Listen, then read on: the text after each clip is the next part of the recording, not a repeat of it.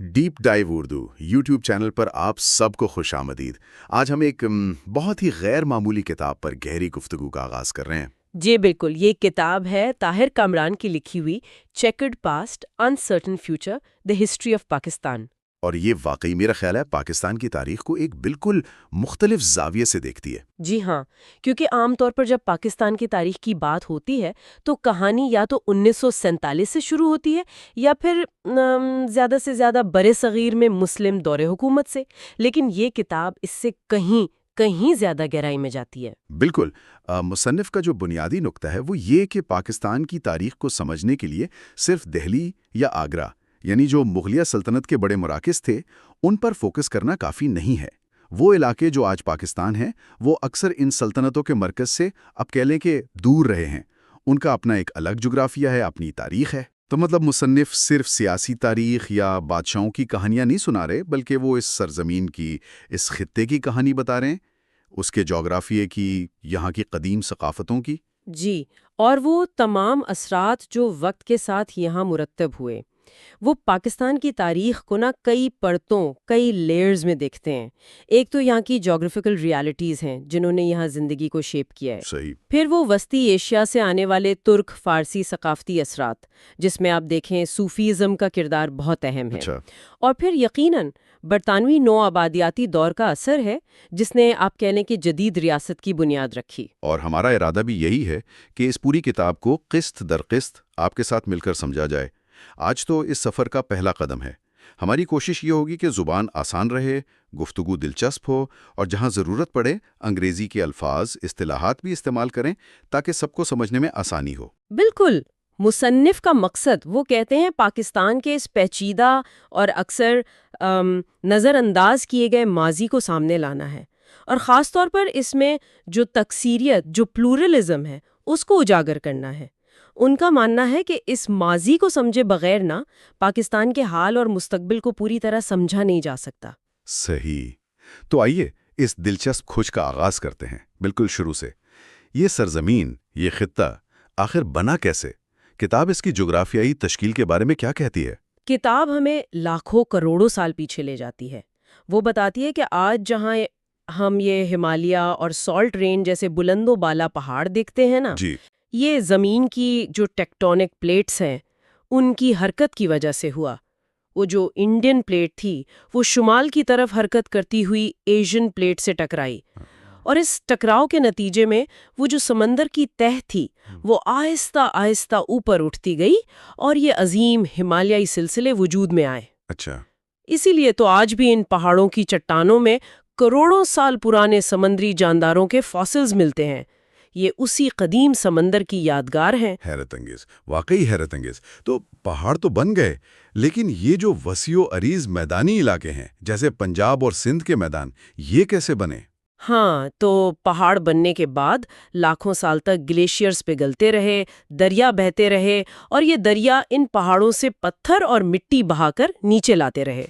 ये मिट्टी आप समझें तह दर तह जमती गई और आहिस्ता आहिस्ता उस कदीम तिथिस समंदर के जो बाकी मांदा हिस्से थे उनको भरती गई। अच्छा। इस प्रोसेस से, जिसे प्लाइस्टोसीन ईपॉक कहते हैं, ये तकरीबन कोई 26 लाख साल पहले से 11 साढ़े 11 हज़ार साल पहले तक का दौर है। इस दौरान ये ज़रखेज़ मैदानी इलाके वजूद में आए।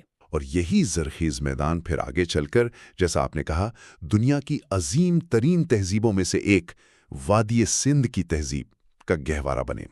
गोया पहले ज़मीन तैयार हुई, फिर इंसानी कहानी शुरू हुई। तो इस खित्ते में इंसानी ज़िंदगी के कदीम तरीन शवाहिद क्या मिलते हैं? किताब में एक रामापिथिकस नामी फॉसिल का जिक्र है। हाँ, वो सिवालिक पहाड़ियों से 1932 में एक फॉसिल मिला था, रामापिथिकस का। शुरू में इसे समझा गया कि शायद ये इंसान और बंदर के दरमियान की कोई कड़ी है। लेकिन बाद की जो रिसर्च हुई उसने वाजे किया कि ये दरअसल सिवापिथिकस नामी एक अंदीम बंदर यानी एप की किस्म थी, और ये बिराह रास्त इंसानी इर्तिकाई सिलसिले का हिस्सा नहीं।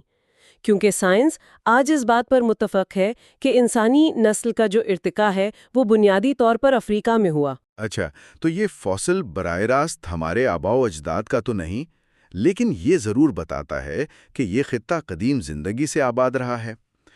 تو اصل انسانی آبادی جو افریقہ سے نکلی وہ یہاں کب پہنچی اور اس نے کیسے اپنے قدم جمائے؟ دیکھیں، افریقہ سے نکل کر انسان دنیا بھر میں پھیلے اور ظاہر ہے اس خطے میں بھی پہنچے۔ شروع میں تو یہ شکاری تھے، پتھروں سے اوزار بناتے تھے جی۔ اور قدرتی پناہ گاہوں جیسے غاروں وغیرہ میں رہتے تھے۔ پھر وقت کے ساتھ ساتھ انہوں نے آگ جلانا سیکھا، جانور پالنا شروع کیا، کھیتی باڑی کا آغاز ہوا، غاروں سے نکل کر جھونپڑیاں بنائیں اور پھر بستیاں بسنا شروع ہوئیں۔ اسی سفر سے پھر تہذیب یعنی سویلائزیشن کا آغاز ہوا۔ صحیح۔ جیسا کہ وہ مشہور ماہر آثار قدیمہ مارٹیمر ویلر نے کہا تھا نا کہ تہذیب کم از کم شہروں میں رہنے کا فن ہے۔ شہروں میں رہنے کا فن، لیکن شہر تو ایک دم نہیں بن گئے۔ اس سے پہلے کیسی زندگیاں تھیں، خاص طور پر ان علاقوں میں جہاں شاید وسائل کم تھے، جیسے بلوچستان؟ کتاب وہاں کے بارے میں کیا بتاتی ہے؟ ہاں، بلوچستان کا زیادہ تر علاقہ پہاڑی اور صحرائی ہے۔ وہاں پانی اور زرخیز زمین محدود ہے، اس لیے وہاں آپ دیکھیں وادی سندھ جیسے بڑے شہری مراکز تو نہیں بن سکے، لیکن چھوٹی چھوٹی زرعی بستیاں ضرور آباد ہوئیں، جنہیں کتاب بلوچی دیہاتی ثقافتیں یا بلوچی ولیج کلچرز کہتی ہے۔ یہاں کے لوگ زیادہ تر زراعت اور غلہ بانی پر گزارا کرتے تھے اور کچھ خانہ بدوشی کی زندگی بھی تھی۔ تو یہ دیہی ثقافتیں اور خانہ بدوش زندگی یہ کب اور کیسے ایک زیادہ منظم شکل اختیار کرنے لگی، جس نے پھر آگے چل کر وادی سندھ کی تہذیب کی راہ ہموار کی؟ یہ تبدیلی آپ کہہ لیں کہ کانسی کے دور یعنی برونز ایج کے آغاز کے ساتھ تیز ہوئی۔ دھات کا استعمال خاص طور پر تانبے اور پھر کانسی کا اس نے اوزاروں اور زراعت میں بہتری پیدا کی۔ کتاب یہ واضح کرتی ہے کہ وادی سندھ کی جو عظیم شہری تہذیب تھی نا، وہ کوئی اچانک واقعہ نہیں تھا، اچھا۔ بلکہ اس سے پہلے بھی اس پورے خطے میں مختلف مقامی ثقافتیں صدیوں سے پھل پھول رہی تھیں، اور ان کی پہچان اکثر ان کے بنائے ہوئے خاص قسم کے مٹی کے برتنوں یعنی پوٹری سے ہوتی ہے۔ یعنی صرف مٹی کے برتنوں کے انداز سے ہی ہم ہزاروں سال پرانی الگ الگ ثقافتوں میں فرق کر سکتے ہیں۔ یہ تو کمال کی بات ہے۔ یہ کون سی ابتدائی ثقافتیں تھیں؟ تقریباً آپ سمجھیں 3800 سے 3200 قبل مسیح یعنی BCE کے دوران ہمیں کئی ثقافتیں نظر آتی ہیں۔ مثال کے طور پر بلوچستان اور جنوبی خیبر پختونخوا میں کیچی بیگ طرز کے برتن ملتے ہیں، جبکہ پنجاب میں ہاکڑا ویر ثقافت کے آثار ملے ہیں۔ یہ زیادہ تر چھوٹے زرعی اور گلہ بان قسم کے معاشرے تھے۔ پھر کیا کوئی بڑی تبدیلی آئی؟ کیا یہ ثقافتیں زیادہ پھیلیں یا زیادہ منظم ہوئیں؟ بالکل، تقریباً 3200 قبل مسیح کے آس پاس ایک اہم مرحلہ آتا ہے جب 3 بڑی اور زیادہ وسیع ثقافتیں نمایاں ہوتی ہیں۔ ان میں سب سے بڑی کوٹ ڈیجی ثقافت تھی، جو خیبر پختونخوا سے لے کر پنجاب اور شمالی سندھ تک پھیلی ہوئی تھی۔ اچھا، خاصا بڑا علاقہ ہے۔ جی، دوسری سوتھی سسوال ثقافت تھی، جو شمالی راجستھان، مشرقی پنجاب اور ہریانہ کے علاقوں میں تھیں، اور تیسری آمری نال ثقافت تھی، جو بلوچستان، وسطی و جنوبی سندھ اور گجرات تک موجود تھیں۔ ان کا دورانیہ تقریباً 3200 سے 2600 قبل مسیح تک رہا۔ 3 بڑی ثقافتیں جو اتنے وسیع علاقوں پر پھیلی ہوئی تھی، کیا ان میں کچھ مشترک بھی تھا جس نے آگے چل کے وادی سندھ کی تہذیب کی بنیاد رکھی ہو؟ ہاں، اگرچہ ان کی مٹی کے برتنوں کے انداز مختلف تھے، لیکن ان میں کئی مشترکہ خصوصیات اور اہم پیش رفت نظر آتی ہے۔ یہ وہ دور ہے جب ہمیں مستقبل کی شہری تہذیب کی آپ کہہ لیں کہ بنیادیں پڑتی ہوئی دکھائی دیتی ہیں۔ اچھا، کیا تھیں وہ بنیادیں؟ کن چیزوں میں ترقی ہوئی تھی؟ کئی چیزیں ہیں، مثلاً بیلوں کو ہل چلانے کے لیے استعمال کیا جانے لگا، اور باڑ برداری یعنی سامان ایک جگہ سے دوسری جگہ لے جانے والی گاڑیوں کو کھینچنے کے لیے بھی۔ ہمیں ہڑپا سے بیل گاڑی کے پہیوں کے قدیم نشانات ملے ہیں، دوسری جگہوں سے مٹی کے بنے ہوئے بیل گاڑیوں کے ماڈل بھی ملے ہیں۔ صحیح۔ زراعت میں جو اور گندم کی کاشت عام ہو گئی، جس کے ثبوت ہمیں مہر گڑھ، رحمان ڈھیری جیسی جگہوں سے ملتے ہیں۔ کھجور اور انگور جیسی فصلیں بھی تھیں۔ اور ٹیکنالوجی کے میدان میں کیا صورتحال تھی؟ کیا اب بھی صرف پتھر کے اوزار تھے؟ پتھر کے اوزار تو تھے ہی، خاص طور پر چکماک جسے چرٹ کہتے ہیں اس کے بنے ہوئے، لیکن اب تانبے یعنی کاپر کا استعمال بھی شروع ہو گیا تھا۔ اچھا، تانبا آ گیا تھا؟ جی، اسی لیے اس دور کو چیلکولیتھک یعنی تانبے اور پتھر کا دور بھی کہتے ہیں۔ یہ ایک بہت بڑا قدم تھا کیونکہ دھات سے زیادہ مؤثر اوزار بن سکتے تھے۔ بلوچستان میں نال کے مقام سے تو تانبا پگھلانے کے قدیم ورکشاپ کے آثار بھی ملے ہیں۔ واہ! پہیے کا استعمال بھی عام ہوا، جس سے نہ صرف گاڑیاں بنی بلکہ چاک پر بہتر اور زیادہ خوبصورت مٹی کے برتن بھی بنائے جانے لگے، اور سونے چاندی جیسی قیمتی دھاتوؤں سے زیورات بھی بنتے تھے۔ یہ تو واقعی اہم پیش رفت لگ رہی ہے۔ ان کی بستیاں کیسی تھیں؟ کیا اب شہر بننا شروع ہو گئے تھے؟ بستیاں پہلے سے کافی بڑی اور زیادہ مستقل ہو رہی تھیں۔ مکانات اب بھی زیادہ تر کچی اینٹوں سے بنتے تھے۔ پکی اینٹوں کا استعمال ابھی عام نہیں تھا۔ اوسط بستی کا سائز تقریباً 4.5 ہیکٹر تک ہوتا تھا، لیکن کچھ بستیاں 10 ہیکٹر یا اس سے بھی بڑی تھیں، گویا چھوٹے قصبوں کی طرح۔ تو مطلب شہر تو نہیں بنے تھے ابھی؟ نئے شہر تو نہیں، لیکن ہاں بستیاں بڑی ہو رہی تھیں۔ وہ جو مکمل شہری انقلاب ہے نا، جس کی پہچان بڑے منصوبہ بند شہر ہوتے ہیں، وہ ابھی آنا باقی تھا۔ اور سماجی طور پر معاشرے میں کیا صورتحال تھی؟ کیا امیر غریب یا حاکم محکوم کا فرق واضح ہو چکا تھا؟ کتاب کے مطابق اس دور میں سماجی فرق بہت زیادہ نمایاں نہیں لگتا۔ وہ جو مہریں ہوتی ہیں نا، سیلز، جی، جو شاید ذاتی ملکیت یا عہدے کی نشانی ہوتی ہیں، وہ بہت کم ملی ہیں۔ کوئی بڑے محلات یا حکمرانوں کے لیے مخصوص عالیشان عمارتیں بھی نہیں ملتیں۔ البتہ کچھ اہم بستیوں جیسے کوٹ بیجی اور کالی بنگن، ان کے گرد دفاعی دیواریں ملی ہیں۔ اچھا، دفاعی دیواریں؟ جی، اس سے اندازہ ہوتا ہے کہ شاید یہ بستیاں چھوٹی چھوٹی ریاستوں یا سرداریوں کے مراکز رہی ہوں گی، اور انہیں اپنے دفاع کی ضرورت محسوس ہوتی تھی۔ تو گویا یہ سب وہ اجزاء تھے جو آہستہ آہستہ جمع ہو رہے تھے، اور پھر ان سب سے مل کے وہ عظیم الشان تہذیب بنی جسے ہم وادی سندھ کی تہذیب یا انڈس ویلی سویلائزیشن کہتے ہیں۔ اب اس پر آتے ہیں، اس کا یہ نام کیسے پڑا اور اس کی اصل پہچان کیا ہے؟ اس تہذیب کے دو سب سے مشہور اور بڑے شہر تو موہنجو دڑو اور ہڑپا ہیں۔ موہنجو دڑو کا مقامی زبان میں مطلب ہے مردوں کا ٹیلا۔ ماہر آثار قدیمہ تھے سر جان مارشل۔ انہوں نے اس پوری ثقافت کو انڈس سویلائزیشن یعنی وادی سندھ کی تہذیب کا نام دیا۔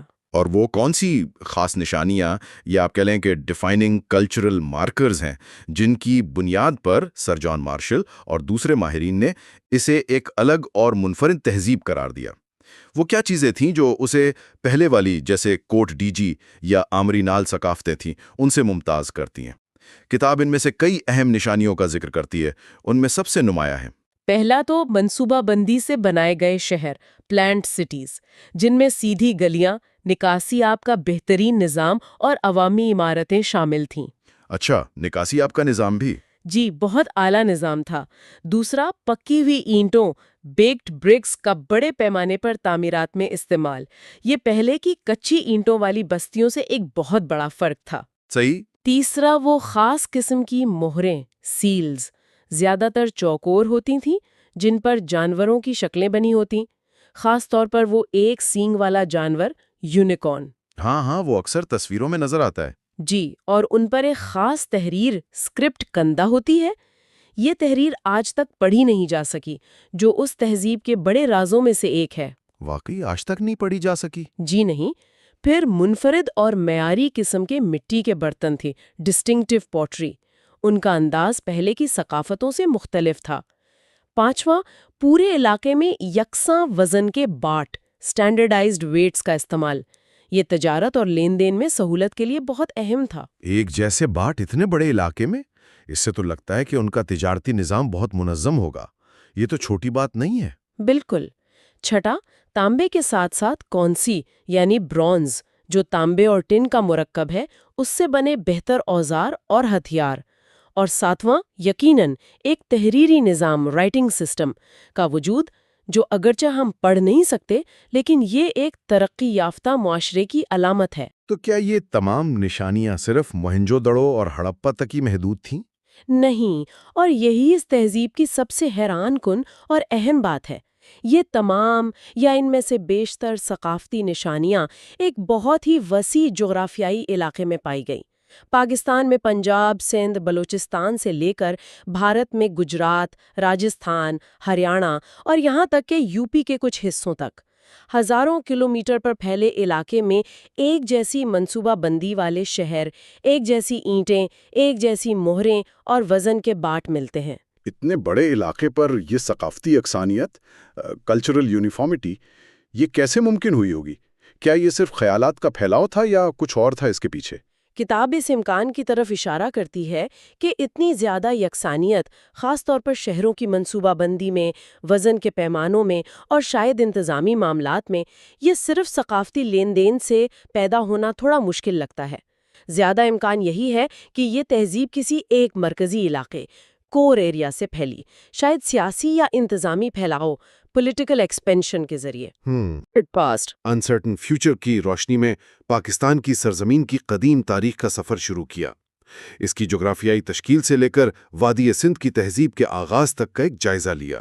جی، ہم نے دیکھا کہ کس طرح لاکھوں سال میں یہ زمین بنی، پھر ابتدائی انسان آئے، بستیاں قائم ہوئیں، اور کس طرح مختلف علاقائی ثقافتوں نے آہستہ آہستہ ترقی کرتے ہوئے اس عظیم شہری تہذیب کی بنیاد رکھی جس کی نمایاں خصوصیات ہم نے ابھی دیکھیں۔ لیکن یہ سفر یہیں ختم نہیں ہوتا۔ یہ تو صرف بنیاد رکھی گئی ہے، ابھی تو اصل کہانی شروع ہونی ہے۔ بالکل، اگلے حصے میں ہم دیکھیں گے کہ وادی سندھ کے یہ عظیم شہر، خاص طور پر موہنجو داڑو اور ہڑپا، اندر سے کیسے تھے، ان کی گلیاں، مکانات اور وہ جو دنیا کا پہلا سمجھا جانے والا نکاسی آب کا نظام تھا وہ کیسا تھا۔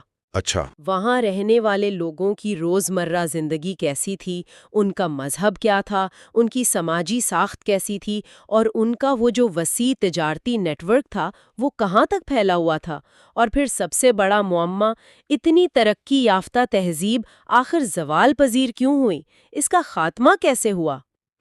بہت سے سوالات ہیں۔ جی، یہ سب جاننے کے لیے ہمارے ساتھ رہیے گا۔ یہ طاہر کامران کی کتاب checkered past uncertain future the history of Pakistan کا اگلا حصہ ہے۔ پچھلی بار ہم نے دیکھا تھا کہ پاکستان کن حالات میں بنا تھا۔ جی، آج ہم ان ابتدائی اور بہت ہی مشکل چیلنجز اور پیچیدگیوں کو دیکھیں گے جن کا سامنا اس نئی ریاست کو فوراً کرنا پڑا۔ بالکل، اور خاص طور پہ یہ سمجھنا ضروری ہے کہ وہ جو نو آبادیاتی وراثت تھی، یعنی کولونیل لیگیسی جو انگریز چھوڑ گئے تھے، اس نے پاکستان کی شروع کی سیاست، بیوروکریسی اور معاشرے پر کتنے گہرے اثرات ڈالے۔ تو یہ صرف ماضی کی بات نہیں تھی؟ مطلب نہیں، یہ صرف ماضی نہیں تھا۔ راجیشوری سندر راجن کہتی ہے نا کہ یہ ایک ایکٹیو فورس تھی۔ اچھا، اور عائشہ جلال بھی اسی پوائنٹ کو واضح کرتی ہیں۔ وہ کہتی ہیں کہ جو برطانوی ادارے تھے، رولز پر چلنے والے، جی، اور جو یہاں کی روایتی شخصی حکمرانی تھی، پرسنلائزڈ رول جسے کہتے ہیں، ان میں بہت فرق تھا۔ تو وہ سمجھ نہیں پائے ایک دوسرے کو؟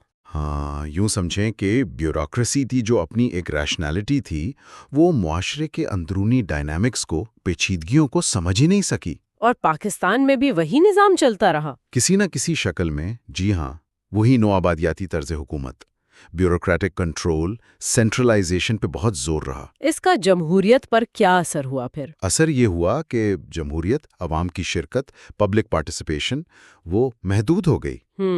ہاں، انڈیا ایکٹ آف 1935 نے بھی بیوروکریٹک ڈھانچے کو بہت مضبوط کیا تھا اور وہی بنیاد بنا شروع کے آئینی نظام کی۔ اچھا، تو جو اسمبلی تھی نا، لیجسلیٹو برانچ، اس پر انتظامیہ یعنی ایگزیکٹو کا کنٹرول رکھنا زیادہ مشکل نہیں ہوا۔ تو اس وقت کی جو سیاسی لیڈرشپ تھی، انہوں نے اس بیوروکریٹک کنٹرول کو چیلنج نہیں کیا؟ یہ بڑی دلچسپ بات ہے کہ چیلنج کرنے کے بجائے سیاسی اشرافیہ اور بیوروکریسی کا ایک، آپ کہہ لیں، اتحاد سا بن گیا۔ اچھا، کیوں؟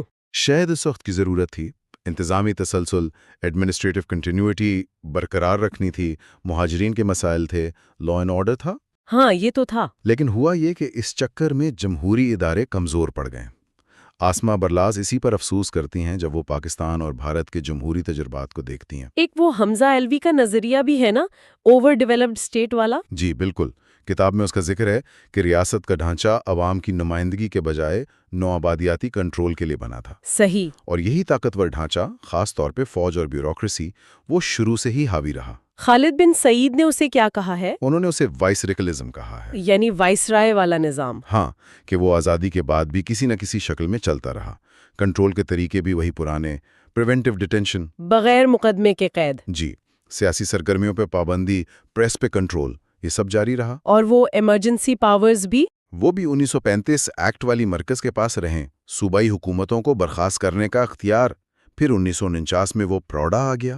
ہاں، سیاست دانوں کو نااہل کرنے والا قانون۔ جی، وہ بھی سیاسی کنٹرول کی ایک کوشش ہی تھی۔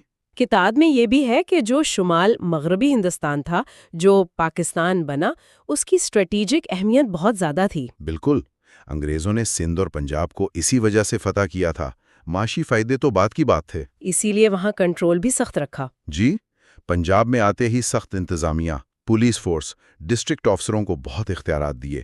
NWFP میں بھی گورنر بہت طاقتور تھا۔ اور پنجاب کی وہ جو ملٹرائزیشن ہوئی، فوج میں بھرتیاں، وہ بھی اسی اسٹریٹجک اہمیت کی وجہ سے۔ روس کا خطرہ تھا، چھاؤنیاں بنی، سڑکیں، ریلوے۔ 1857 میں پنجاب نے انگریزوں کا ساتھ دیا، اس سے بھی فرق پڑا ہوگا نا؟ بہت فرق پڑا، اہمیت اور بڑھ گئی۔ اور پھر ایک مارشل کلچر کو فروغ دیا گیا، وفاداری، نظم و ضبط پر زور۔ اس میں جاگیرداروں کا کیا کردار تھا؟ اہم کردار تھا۔ پنجاب کے جاگیردار طبقے نے فوج کے لیے سپاہی بھرتی کرنے میں مدد کی۔ وہ مارشل ریسز والا نظریہ بھی اسی دور میں بنا۔ اچھا، کہ کچھ قومیں لڑاکا ہیں؟ جی، حالانکہ اس کی عملی وجوہات بھی تھیں، جیسے 1857 کے بعد استحکام کی ضرورت، سرحد سے نزدیکی، پھر فوج کی پنجابیزیشن ہوتی گئی۔ یعنی پنجابی زیادہ بھرتی ہوئے؟ ہاں، 1914 تک فوج کا بڑا حصہ پنجابیوں پر مشتمل تھا۔ اور یہ جو جاگیردار فوج کا گٹھ جوڑ تھا، نیکسس، یہ پاکستان بننے کے بعد بھی رہا؟ بدقسمتی سے ہاں۔ طاہر کامران لکھتے ہیں کہ اس نے جمہوری اداروں کو پنپنے نہیں دیا اور مراد یافتہ طبقے کے مفادات کا تحفظ کیا۔ بلوچستان اور سرحد کی کہانی بھی ایسی ہی ہے۔ ملتی جلتی ہے۔ وہاں بھی اسٹریٹجک اہمیت کی وجہ سے جمہوری عمل پیچھے رہ گیا اور مقامی سرداروں سے اتحاد کر کے کنٹرول رکھا گیا۔ یہ تو ہوئی ریاست اور انتظامی ڈھانچے کی۔ اب ذرا شناخت کی بات کرتے ہیں۔ نئی قوم کی شناخت کیسے بن رہی تھی؟ ادب میں کیا نظر آتا ہے؟ اشفاق احمد، عبداللہ حسین، خدیجہ مستور۔ ان سب کے کام میں وہ مشترکہ وراثہ بھی ہے اور تقسیم کا درد بھی ہے نا؟ بالکل، جیسے اشفاق احمد کی کہانی گڈریا ہے، اس میں صوفیزم، بین المذہب ہم آہنگی کی بات ہے۔ اور دوسری طرف ترقی پسند؟ ہاں، ترقی پسند مصنفین جیسے فیض، وہ تقسیم کو سامراجی چال سمجھتے تھے، اس پر دکھی تھے۔ فیض کی نظم صبح آزادی تو کلاسک ہے۔ لیکن ان کے مخالفین بھی تھے۔ جی، جیسے محمد حسن عسکری، وہ ایک الگ پاکستانی ادبی شناخت چاہتے تھے، مسلم شناخت پر مبنی۔ منٹو کا انداز تو بالکل ہی الگ تھا۔ انتظار حسین کا ذکر خاص طور پر ہوتا ہے۔ انتظار حسین بہت اہم ہیں۔ ان کے ہاں تقسیم پر گہرے سوالات ہیں، ماضی کی یادیں ہیں، نوسٹالجیا، داستان گوئی، میجک ریئلزم، سب کچھ ملتا ہے۔ انہوں نے تقسیم کو ہجرت سے بھی تشبیہ دی۔ جی، ہجرت نبوی سے۔ اسے ایک روحانی تجربہ بنا دیا۔ مشتاق احمد یوسفی نے اپنے مزاح میں، مختار مسعود نے اپنی نثر میں اسی درد اور یاد کو بیان کیا ہے۔ شناخت کے ساتھ ایک اور بڑا مسئلہ شروع میں خود مختاری، سوورینٹی کا تھا۔ وہ مشترکہ گورنر جنرل والی تجویز؟ جی، انڈین انڈیپینڈنس بل میں پاکستان کو ایک الگ ہونے والی ریاست سمجھا گیا اور مشترکہ گورنر جنرل کی تجویز آئی۔ مسلم لیگ نے دونوں پر اعتراض کیا۔ کیوں؟ انہیں ڈر تھا کہ مشترکہ گورنر جنرل، جس کے پاس 1935 ایکٹ کے تحت بہت اختیارات تھے، وہ پاکستان کے مفادات کا خیال نہیں رکھے گا۔ جناح صاحب کا کیا موقف تھا؟ ان کا موقف تھا کہ صرف الگ گورنر جنرل ہی پاکستان کی خود مختاری کو یقینی بنا سکتا ہے۔ انہوں نے ایک متبادل پلان بھی دیا تھا، دلی میں سپر گورنر جنرل کا، اچھا، جو اثاثوں کی تقسیم دیکھے، لیکن کانگریس نہیں مانی۔ تو پھر جناح صاحب نے خود گورنر جنرل بننے کا فیصلہ کیوں کیا؟ طاہر کامران عائشہ جلال کا حوالہ دیتے ہیں کہ جناح کانگریس کی چالوں کو سمجھتے تھے اور شاید انہیں اپنے ساتھیوں پر بھی پورا بھروسہ نہیں تھا۔ ماؤنٹ بیٹن نے تو انہیں اقتدار کا بھوکا میگلومینیا کہا تھا۔ جی، لیکن عائشہ جلال اس سے اتفاق نہیں کرتی۔ وہ کہتی ہیں کہ جناح کی قیادت نے ہی شروع میں پاکستان کی بقا کو ممکن بنایا۔ بقا کا سوال تو معاشی اور انتظامی طور پر بھی بہت سنگین تھا۔ متحدہ ہندوستان کا نظام تو مربوط تھا، لیکن غیر متوازن بھی تھا۔ پاکستان کو کیا ملا تھا؟ بہت کم۔ بندرگاہیں، صنعتی مراکز زیادہ تر ہندوستان میں رہ گئے۔ پاکستان جغرافیائی طور پر بھی بٹا ہوا تھا۔ مشرقی اور مغربی بازو، ہزاروں کلومیٹر کا فاصلہ۔ مشرق میں آبادی زیادہ لیکن صنعتیں نہیں۔ بالکل۔ کولکتہ کے جانے سے مشرقی بنگال تو جیسے معاشی طور پر یتیم ہو گیا۔ 75% جوٹ وہاں، مگر ایک بھی مل نہیں۔ چٹاگونگ بندرگاہ کی کیپیسٹی بھی کم تھی۔ اور مغربی پاکستان میں؟ وہاں 40% کپاس تھی، مگر ٹیکسٹائل ملز صرف 14۔ بنیادی طور پر خام مال سپلائی کرنے والا ملک تھا۔ 60% قومی آمدنی زراعت سے، فی کس آمدنی $50 سے کم، تعلیم، صحت کچھ بھی نہیں، 87% آبادی دیہاتی۔ اوپر سے قدرتی آفات بھی۔ جی، سیلاب، خوراک کی کمی، مشکلات ہی مشکلات تھیں۔ رابطے کیسے تھے؟ Communication, transport? وہ بھی بہت خراب۔ دونوں بازوؤں کے بیچ رابطہ مشکل۔ ریڈیو پاکستان بنا، ٹرانسمیٹر کم تھے۔ کراچی میں ایئرپورٹ تھا، ڈھاکہ میں نہیں۔ وہ اورینٹ ایئر ویز نے شروع کیا تھا نا؟ جی، اورینٹ ایئر ویز نے کلکتہ سے شروع کیا، پھر کراچی آ گئی۔ اس نے اہم کام کیا، خاص طور پر کراچی ڈھاکہ لنک قائم کیا۔ بعد میں یہی PIA بنی۔ ایک اور ایئر لائن بنی تھی، پاک ایئر۔ ہاں، وہ کامیاب نہیں ہوئی تھی۔ جی، وہ جلد بند ہو گئی۔ ریلوے بھی تقسیم ہو گئی۔ مشرقی بنگال میں حالت بہت خراب تھی۔ کراچی بندرگاہ کو بھی مرمت چاہیے تھی۔ بجلی کا بحران بھی تھا۔ شدید بحران تھا۔ الپیداواری صلاحیت بہت کم تھی۔ مشرقی پاکستان میں تو اور بھی بری حالت تھی۔ بڑے منصوبے جیسے کرنیفولی اور وارسک بننے میں کئی سال لگے۔ زیادہ تر انحصار تھرمل پاور پر تھا۔ اس کی مشینری لانا بھی مشکل تھا۔ ان سب کے ساتھ وہ مہاجرین کی بحالی کا مسئلہ، کتنے لوگ تھے؟ لاکھوں میں۔ تقریباً 6.5 ملین مسلمان پاکستان آئے۔ 5.5 ملین ہندو سکھ یہاں سے گئے۔ اور اس دوران جو خون ریزی ہوئی، اندازاً 5 لاکھ مسلمان مارے گئے یا اغوا ہوئے۔ انتظامیہ تو بالکل تیار نہیں ہوگی اس کے لیے؟ بالکل نہیں۔ مغربی پنجاب میں میاں افتخار الدین نے لینڈ ریفارمز کی کوشش کی، جاگیرداروں میں نہیں کرنے دیں، وہ مستعفی ہو گئے۔ سندھ میں بھی مسئلے تھے۔ آخر مرکز کو مداخلت کرنی پڑی۔ ہنگامی حالت لگی۔ عملے کی شدید کمی تھی۔ سرکاری افسران کم تھے؟ بہت کم۔ جو 95 سینئر مسلم آفیسرز ICS IPS پاکستان آئے وہ ناکافی تھے۔ بہت سے انگریز افسروں کی خدمات لینی پڑیں۔ ان کو بھارت سے لانا بھی خطرہ تھا۔ ٹرین پر حملہ ہوا، پھر ہوائی جہازوں سے آپریشن پاکستان ہوا۔ ظاہر ہے ان سب کے لیے پیسے بھی چاہیے تھے۔ مالی حالت کیسی تھی؟ انتہائی خراب۔ معیشت کمزور، صنعت نہیں، اثاثوں کی تقسیم بھی غیر منصفانہ۔ شروع میں کچھ رقم ملی، پھر دسمبر 1947 میں معاہدہ ہوا پاکستان کے حصے کا۔ لیکن بھارت نے وہ پیسے روکے تھے نا؟ جی، کیش بیلنس روک لیا تھا کشمیر کا بہانہ بنا کر، پھر گاندھی جی کے دباؤ پر ادا کیا۔ شروع میں تنخواہوں کے پیسے بھی نہیں تھے۔ ایسے میں ریاست حیدرآباد نے 200 ملین روپے کا قرض دیا، وہ بڑی مدد تھی۔ آہستہ آہستہ حالات بہتر ہوئے؟ کچھ بہتر ہوئے۔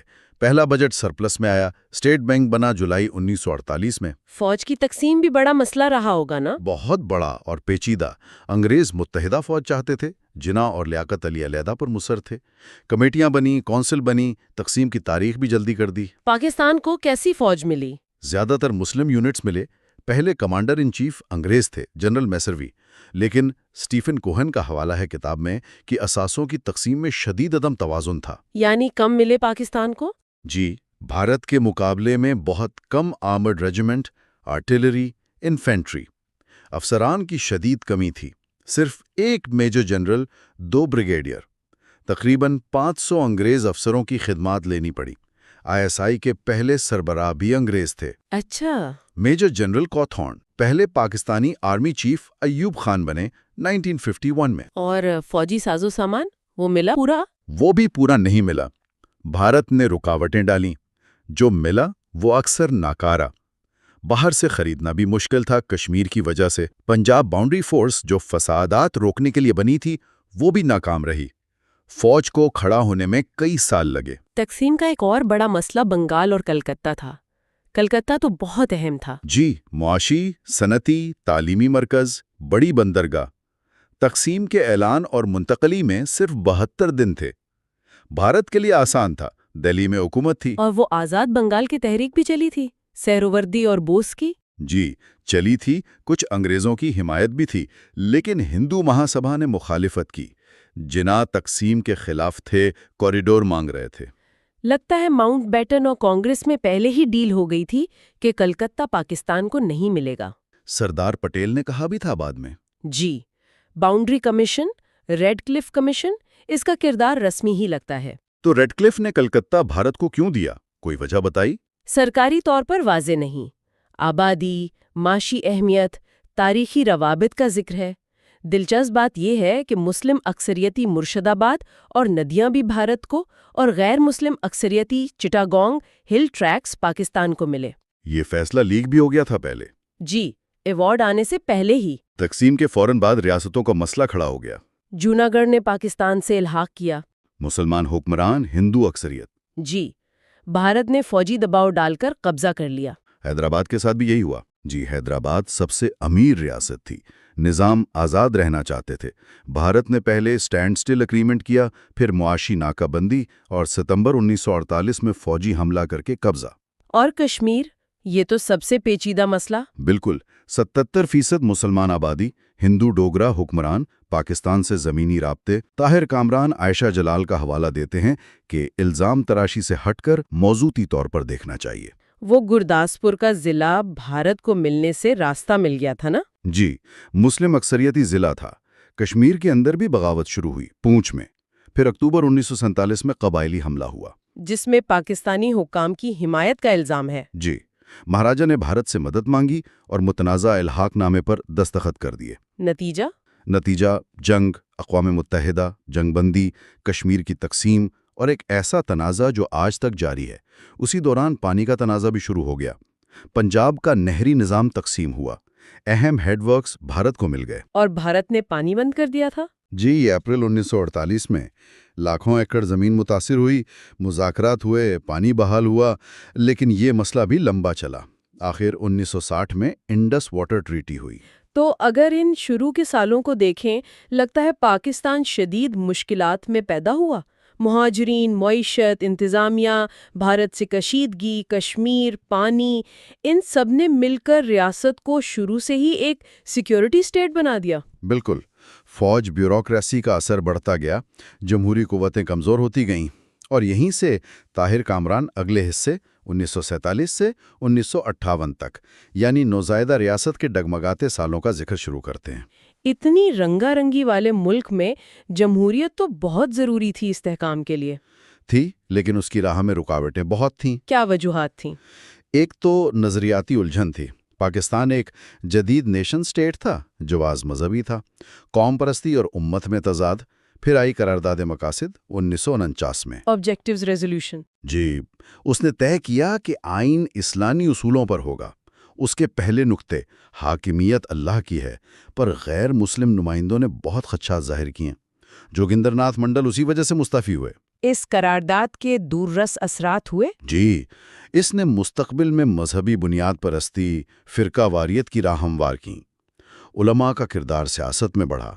اگرچہ قیام پاکستان پر علماء میں اختلاف تھا، لیکن بعد میں JUI جماعت اسلامی بنی۔ وہ اینٹی قادیانی تحریک بھی اسی دور میں چلی، 1953 میں؟ جی، اس نے مذہبی رہنماؤں کو سیاسی طور پر اور مضبوط کیا۔ گو تحریک ناکام ہوئی، اثرات گہرے تھے۔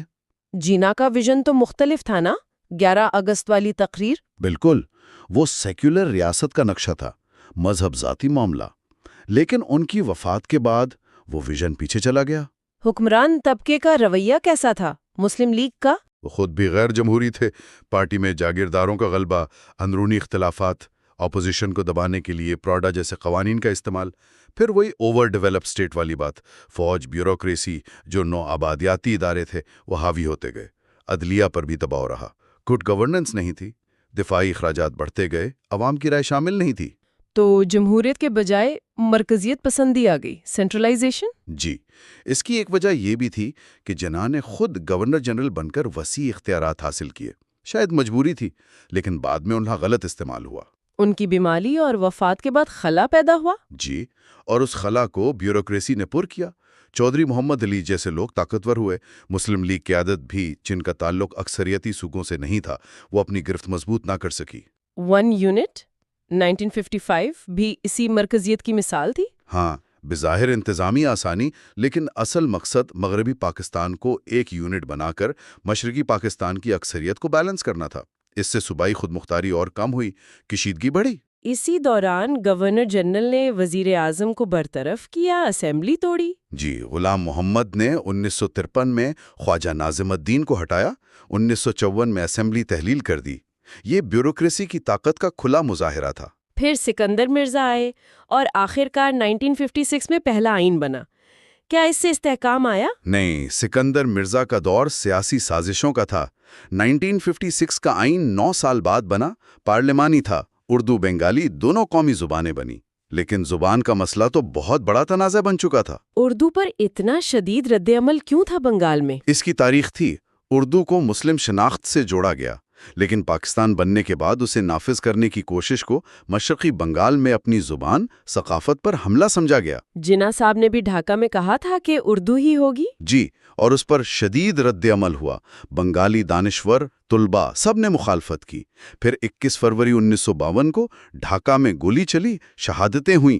وہی دن اب زبان کا عالمی دن ہے۔ اس واقعے نے احساس محرومی بڑھایا ہوگا؟ بہت زیادہ۔ مرکز کے خلاف جذبات بڑھے۔ اس سارے سیاسی عدم استحکام میں فوج کیسے ابھری؟ شروع میں تو کمزور تھی۔ شروع میں تھی۔ پہلے کمانڈر ان چیف انگریز جنوری 1951 میں ایوب خان پہلے پاکستانی کمانڈر ان چیف بنے۔ انہوں نے بھی کہا کہ فوج سیاست سے دور رہیں۔ لیکن پھر مداخلت کیسے شروع ہوئی؟ حسن عسکری رضوی کئی عوامل بتاتے ہیں۔ ملک کا غیر یقینی وجود، حکومتوں کی ناکامی، فسادات، کشمیر جنگ، سیاسی قیادت کی کمزوری اور فوج کی اپنی تنظیم، نظم و ضبط۔ فوج کو شہری معاملات میں بھی بلایا جانے لگا۔ جی، سیلاب ریلیف، امن و امان۔ پھر 1953 کے پنجاب فسادات آئے۔ کیا وہ ایک ٹرننگ پوائنٹ تھا؟ کہا جا سکتا ہے۔ لاہور میں مارشل لاء لگا، فوج کی شہری انتظامیہ میں پہلی بڑی مداخلت۔ اس سے فوجی قیادت کو اپنی طاقت کا اندازہ ہوا، سیاستدانوں کا انحصار بڑھا۔ 1951 سے 58 تک 6 وزیر اعظم بدلے، آرمی چیف ایک ہی رہا۔ جی، ایوب خان۔ انہیں 2 بار توسیع ملی، ان کی پوزیشن بہت مضبوط ہو گئی۔ پھر امریکی فوجی امداد، سیٹو، سینٹو کے معاہدے، ان فیصلوں میں بھی بنیادی کردار فوجی قیادت کا تھا۔ ایوب خان کا اثر و رسوخ بڑھتا گیا۔ اما محمد اور پھر صدر سکندر مرزا کا کیا کردار تھا؟ ان دونوں کا فوج سے قریبی تعلق تھا۔ انہوں نے بھی فوج کے سیاسی کردار کو بڑھانے میں مدد کی۔ آہستہ آہستہ دفاعی معاملات پر سویلین کنٹرول ختم ہوتا گیا، دفاعی بجٹ بڑھتا گیا، پاکستان ایک دفاعی سیاسی معیشت بن گیا۔ اور پھر اکتوبر 1958 میں ایوب خان نے مارشل لاء لگا دیا۔ ان کا دور معاشی ترقی کا کہلاتا ہے۔ کیا یہ ترقی حقیقی تھی؟ اعداد و شمار تو اچھے تھے۔ صنعتی ترقی، زرعی ترقی ہوئی۔ ایوب خان نے مارکیٹ اکانومی، نجی شعبے، بیرونی سرمایہ کاری پر زور دیا۔ لیکن کیا یہ ترقی سب تک پہنچی؟ نہیں، یہ چند ہاتھوں میں مرکوز تھی۔ وہ جو بنیادی جمہوریتوں، بیسک ڈیموکریسیز کا نظام تھا، وہ بھی اصل میں اقتدار کو ایوب خان کے ہاتھ میں رکھنے کا ایک طریقہ تھا۔ تو عام آدمی کو فائدہ نہیں ہوا؟ بہت کم۔ اکمل حسین جیسے ماہرین کہتے ہیں کہ صنعتی ترقی کنزیومر گڈز تک محدود تھی۔ فائدہ مغربی پاکستان کے چند خاندانوں اور گروہوں کو ہوا۔ وہ لینڈ ریفارمز بھی ہوئی تھی نا؟ 1959 میں، لیکن حد بہت زیادہ تھی اور خامیاں تھیں تو وہ ناکام رہے۔ دولت کی غیر منصفانہ تقسیم، علاقائی عدم مساوات، یہ سب بڑھتا گیا۔ ایٹمی توانائی پروگرام بھی شروع ہوا۔ جی، PAEC، پنسٹیک، کینوپ جیسے ادارے بنے۔ پھر 1965 کی جنگ ہوئی۔ اس کی وجہ کیا تھی؟ پس منظر میں کشمیر اور سرحدی جھڑپیں تھیں۔ پاکستان نے آپریشن جبرالٹر شروع کیا، کشمیر میں گوریلا کارروائی سے بغاوت کروانے کا منصوبہ۔ یہ منصوبہ کامیاب ہوا؟ نہیں، یہ غلط فہمی پر مبنی تھا کہ بھارتی فوج کمزور ہے اور کشمیری ساتھ دیں گے۔ یہ ناکام رہا۔ جواب میں بھارت نے پہلے کشمیر میں پاکستانی علاقے پر قبضہ کیا۔ پھر جب پاکستان نے آپریشن گرینڈ سلام کیا تو بھارت نے پنجاب میں بین الاقوامی سرحد پار کر لی۔ جنگ کا نتیجہ کیا نکلا؟ 17 دن بعد جنگ بندی ہو گئی۔ دونوں نے فتح کا دعویٰ کیا، لیکن مقاصد حاصل نہیں ہوئے۔ پاکستان میں تاشکند معاہدہ ہوا جنوری 1966 میں، جس پر بہت تنقید ہوئی۔ اس جنگ نے ایوب خان کو کمزور کیا؟ بڑے مغربی پاکستان میں بھی مایوسی تھی۔ معاشی مسائل بھی بڑھ رہے تھے۔ جی، مہنگائی، عدم مساوات کے خلاف غصہ تھا۔ اکتوبر 1968 میں ترقی کی دہائی کے جشن منائے گئے جس سے لوگ اور ناراض ہوئے۔ بھٹو نے صورتحال کا فائدہ اٹھایا۔ اور مشرقی پاکستان میں شیخ مجیب کے 6 نکات؟ وہ بھی بہت مقبول ہو رہے تھے۔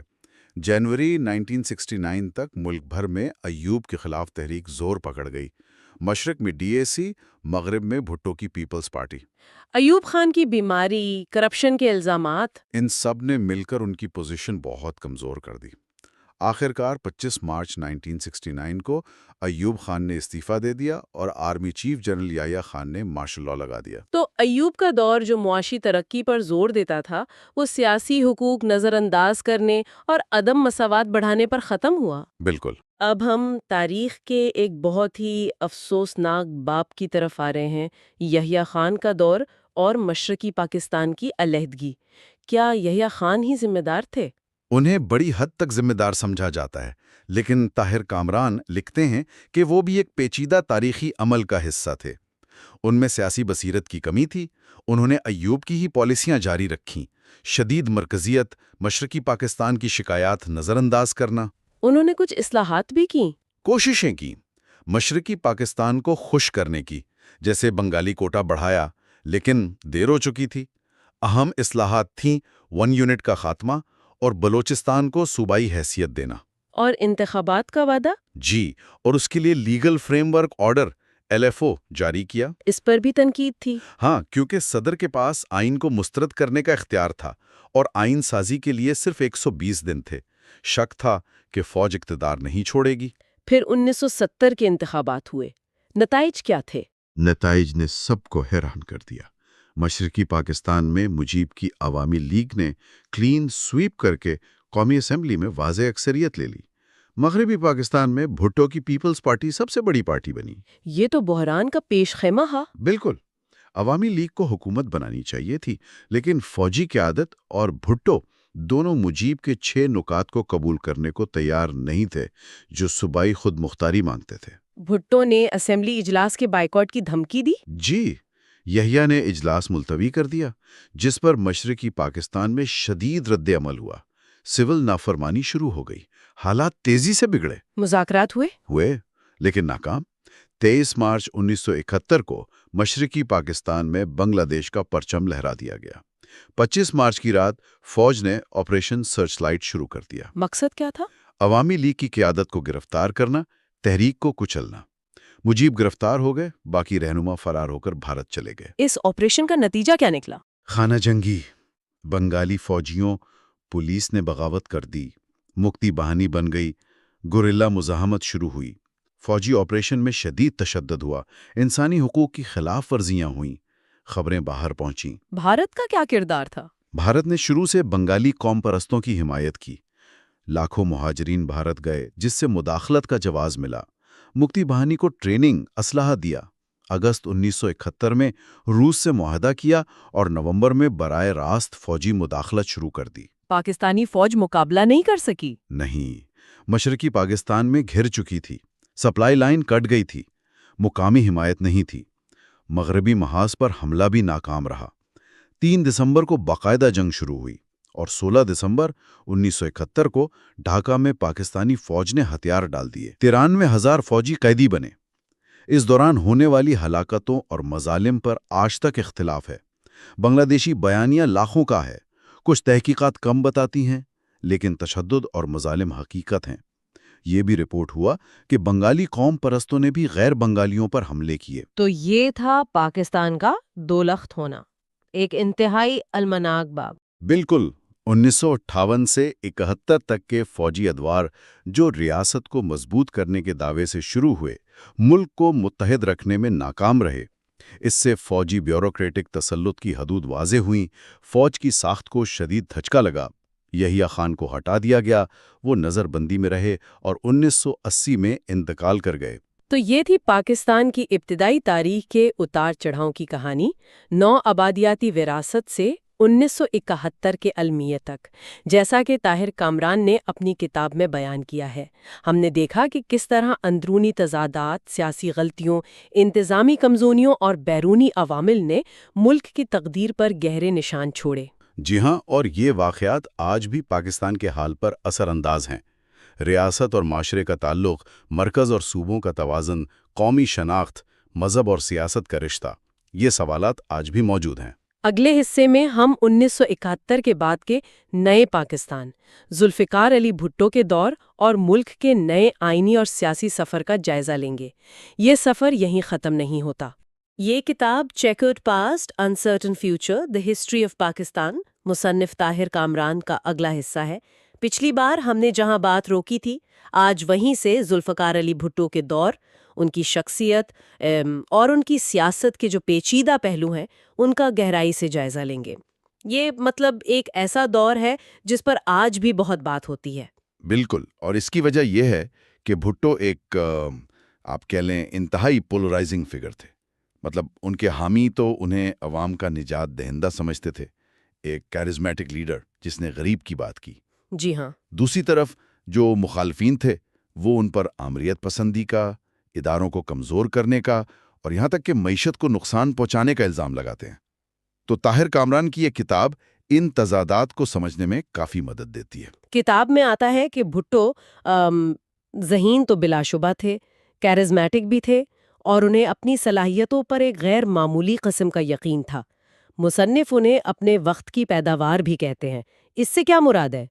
کس طرح؟ دیکھیں، اس سے مراد وہ دور ہے جب دنیا بھر میں، خاص طور پر وہ ممالک جو نو آبادیاتی دور کے بعد آزاد ہوئے تھے، وہاں بائیں بازو کی قوم پرستی، یعنی آپ کہہ لیں لیفٹسٹ نیشنلزم، وہ بہت عروج پر تھی۔ اچھا۔ یہ ایک ایسا نظریہ تھا جو مغربی استعمار کے خلاف تھا، قومی خود مختاری پر زور دیتا تھا اور ریاست کے ذریعے معاشی ترقی کی بات کرتا تھا۔ اچھا، جیسے مصر میں ناصر تھے یا انڈونیشیا میں سکارنو، ہندوستان میں اندرا گاندھی بھی تو کچھ اسی طرح کی سیاست کر رہی تھیں۔ بالکل بالکل، یہ سارے رہنما اس وقت ترقی پذیر دنیا میں بہت مقبول تھے۔ بھٹو بھی اسی لہر کا آپ سمجھیں ایک حصہ تھے۔ وہ پاکستان میں ایک ٹاپ ڈاؤن، یعنی اوپر سے نیچے تک سماجی اور معاشی تبدیلی لانا چاہتے تھے، اور اس کا جو بنیادی ذریعہ تھا وہ تھا صنعتوں کو قومیانہ، نیشنلائزیشن، اور ریاستی کنٹرول میں معاشی ترقی کا منصوبہ۔ لیکن مصنف ایک بہت اہم نقطہ بھی اٹھاتے ہیں۔ وہ کہتے ہیں کہ بھٹو کا جو ویژن تھا وہ روایتی فوجی حکمرانوں سے، جیسے ایوب خان تھے، ان سے مختلف تھا۔ وہ ادارہ جاتی طاقت کے بجائے ذاتی اور خاندانی طاقت پر مرکوز ایک سلطانی آمر بننا چاہتے تھے۔ یہ سلطانی نظام، یہ کیا چیز ہے؟ سلطانی نظام سے مراد ایک ایسا طرز حکمرانی ہے جہاں طاقت کا مرکز کوئی ادارہ نہیں ہوتا، بلکہ ایک فرد واحد اور اس کا خاندان ہوتا ہے۔ فیصلے ذاتی وفاداری کی بنیاد پر ہوتے ہیں، اور جو قوانین اور ادارے ہیں وہ حکمران کی مرضی کے تابع ہو جاتے ہیں۔ مصنف کا کہنا ہے کہ بھٹو ادارہ جاتی آمریت، جو فوج کی ہوتی ہے، اس کے بجائے اس قسم کی ذاتی حکمرانی کے زیادہ خواہش مند تھے، اور یہ ایک بہت بڑا فرق تھا ان کے اور فوجی آمروں کے درمیان۔ یہ بات تو کافی دلچسپ ہے، کیونکہ بھٹو خود بھی تو ایوب خان کے دور میں ہی سیاست میں اوپر آئے تھے۔ ان کے قریبی ساتھیوں میں ان کا شمار ہوتا تھا، خاص طور پر خارجہ پالیسی میں۔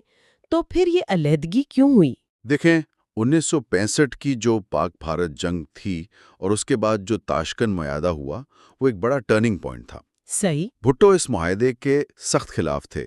وہ سمجھتے تھے کہ ایوب خان نے جنگ کے میدان میں جو جیتا تھا وہ مذاکرات کی میز پر ہار دیا۔ تو اسی اختلاف کی بنیاد پر وہ ایوب خان سے الگ ہوئے اور پھر ان کے خلاف ایک بڑی عوامی تحریک کی قیادت کی، جس کے نتیجے میں بالآخر ایوب خان کو استعفیٰ دینا پڑا۔ تو اس سے تو لگتا ہے کہ بھٹو اصولوں پر شاید سمجھوتا نہیں کرتے تھے۔ لیکن مصنف ایک اور پہلو بھی دکھا رہے ہیں ان کا، اپنے ساتھیوں پر عدم اعتماد، یہاں تک کہ کہا گیا ہے خود پر بھی۔ الطاف گوہر کی مثال دی گئی ہے جو ان کے دوست بھی بنے تھے۔ جی، یہ ایک بہت اہم نکتہ ہے جو بھٹو کی شخصیت کی پیچیدگی کو، کمپلیکسٹی کو ظاہر کرتا ہے۔ الطاف گوہر، جو ایک سینئر بیوروکریٹ تھے اور بعد میں اخبار ڈان کے ایڈیٹر بنے، وہ لکھتے ہیں کہ دوستی تو تھی، لیکن اس کے باوجود بھٹو نے کبھی ان سے دل کی بات نہیں کی۔ اچھا۔ اور جب گوہر نے بطور ایڈیٹر مشرقی پاکستان میں فوجی ایکشن کے خلاف لکھا تو بھٹو نے اسے ذاتی طور پر لیا، اسے اپنی حکومت کو کمزور کرنے کی سازش سمجھا اور انہیں بغیر مقدمہ چلائے جیل میں ڈال دیا۔ اور جب عدالت نے رہائی کا حکم دیا تب بھٹو کا وہ مشہور زمانہ جملہ سامنے آیا، "You must understand that courts do not figure in my book." یعنی عدالتیں میری کتاب میں کوئی حیثیت نہیں رکھتی۔ یہ تو سیدھا سیدھا قانون کی حکمرانی کو چیلنج کرنے والی بات ہوئی۔ بالکل، اور اس میں گہری آئرنی، ایک ستم ظریفی بھی ہے کہ یہی بھٹو بعد میں خود ایک متنازع عدالتی فیصلے کے تحت ایک فوجی آمر کے دور میں پھانسی چڑھا دیے گئے۔ یہ جملہ اصل میں ان کے طرز حکمرانی اور اداروں کے بارے میں ان کے رویے کی پوری عکاسی کرتا ہے۔ ان کے اس رویے کو سمجھنے کے لیے شاید ان کے پس منظر کو دیکھنا بھی ضروری ہے۔ ان کی پرورش، ان کی تعلیم، ان چیزوں نے ان کی شخصیت پر کیا اثر ڈالا ہوگا؟ مصنف اس پر کافی تفصیل سے بات کرتے ہیں۔ بھٹو 5 جنوری 1928 کو لاڑکانہ، سندھ میں پیدا ہوئے، ایک انتہائی امیر اور بااثر جاگیردار گھرانے میں۔ والد سر شاہ نواز بھٹو علاقے کی بڑی سیاسی شخصیت تھے۔ ان کے خاندان کے پاس لاکھوں ایکڑ زمین تھی، تو وہ ایک بہت ہی پریویلیج پس منظر سے آئے تھے۔ اور ان کے خاندان کا تعلق سہون شریف کے صوفی بزرگ شہباز قلندر سے بھی تھا۔ اس کا بھی کوئی اثر تھا ان پر؟ جی، خاندان ان کا عقیدت مند تھا۔ ایک واقعہ بھی بیان کیا گیا ہے کہ بچپن میں بھٹو شدید بیمار ہوئے تو ان کی والدہ نے منت مانی تھی، اور جب وہ صحت یاب ہوئے تو اسے شہباز قلندر کا کرشمہ سمجھا گیا۔ اور کئی دہائیوں بعد جب بھٹو وزیر اعظم بنے تو انہوں نے اسی مزار پر حاضری دی اور وہاں سونے کے دروازے لگوانے کا حکم دیا۔ تو یہ ان کی شخصیت کے روایتی اور آپ کہہ لیں مذہبی پہلو کو بھی ظاہر کرتا ہے۔ تعلیم کہاں سے حاصل کی؟ کیا وہ شروع سے ہی پڑھائی میں بہت اچھے تھے؟ ان کی ابتدائی تعلیم کراچی اور ممبئی کے بہترین اسکولوں میں ہوئی، Cathedral and John Connon School, پھر سینٹ زیویئرز کالج۔ لیکن مصنف ان کے بچپن کے دوست ہیں پیلو مودی، ان کا حوالہ دیتے ہوئے لکھتے ہیں کہ اس عمر میں بھٹو کی دلچسپی پڑھائی سے زیادہ اچھی زندگی گزارنے، عمدہ کھانے، مہنگے لباس اور سماجی سرگرمیوں میں تھی۔ اچھا۔ یہاں تک کہ 1945 میں سینئر کیمبرج کا امتحان وہ پہلی کوشش میں پاس نہیں کر سکے تھے۔ یہ تو حیران کن بات ہے۔ پھر آکسفورڈ تک کیسے پہنچ گئے؟ پہلے وہ اعلیٰ تعلیم کے لیے امریکہ گئے، یونیورسٹی آف کیلیفورنیا برکلے، وہاں سے پولیٹیکل سائنس میں ڈگری لی، اور یہیں ان کی دلچسپی سوشلسٹ نظریات میں بھی پیدا ہوئی۔ اس کے بعد وہ انگلینڈ گئے، آکسفورڈ یونیورسٹی کے کرائسٹ چرچ کالج میں داخلہ لیا۔ آکسفورڈ کا وہ لاطینی زبان والا واقعہ وہ کیا تھا؟ ہاں، وہ بڑا دلچسپ ہے۔ بھٹو اپنا ماسٹرز 2 سال میں مکمل کرنا چاہتے تھے، جو کہ معمول سے کم وقت تھا۔ ان کے جو ایڈوائزر تھے، مشہور مورخ ہیو ٹریور روپر، انہوں نے کہا کہ یہ ممکن نہیں ہے کیونکہ کورس کے لیے لاطینی زبان جاننا ضروری ہے، جو بھٹو کو نہیں آتی تھی۔ اب اس بات نے بھٹو کی انا کو ٹھیس پہنچائی اور انہوں نے اسے ایک چیلنج کے طور پر لیا۔ اور پھر کیا کیا انہوں نے؟ انہوں نے غیر معمولی محنت کی۔ 2 سال کے اندر نہ صرف لاطینی زبان سیکھی بلکہ 1952 میں آکسفورڈ سے امتیازی نمبروں کے ساتھ ڈگری بھی حاصل کر لی۔ یہ واقعہ ان کی ذہانت، ان کی ضد اور ان کی محنت کرنے کی صلاحیت، تینوں چیزوں کو ظاہر کرتا ہے۔ اور ان کی شادی کا بھی ذکر ہے کہ بہت کم عمر میں ہو گئی تھی۔ جی، 1943 میں جب وہ صرف 13 سال کے تھے، ان کی شادی ان سے 10 سال بڑی شیریں امیر بیگم سے طے پائی۔ یہ بنیادی طور پر خاندانوں کے درمیان ایک سیاسی اور سماجی اتحاد تھا۔ کہا جاتا ہے کہ بھٹو شروع میں راضی نہیں تھے، لیکن جب ان کے والد نے انگلینڈ سے کرکٹ کٹ منگوا کر دینے کا وعدہ کیا تو وہ مان گئے۔ یہ بھی اس وقت کے جاگیردارانہ سماج کی ایک عکاسی کرتا ہے۔ سیاست میں ان کی عملی دلچسپی کب شروع ہوئی؟ بمبئی میں رہتے ہوئے جناح صاحب سے ملاقات کا بھی ذکر ملتا ہے۔ جی، بمبئی میں رہتے ہوئے ان کی سیاسی شخصیات سے ملاقاتیں شروع ہوئیں۔ محمد علی جناح سے بھی ملے۔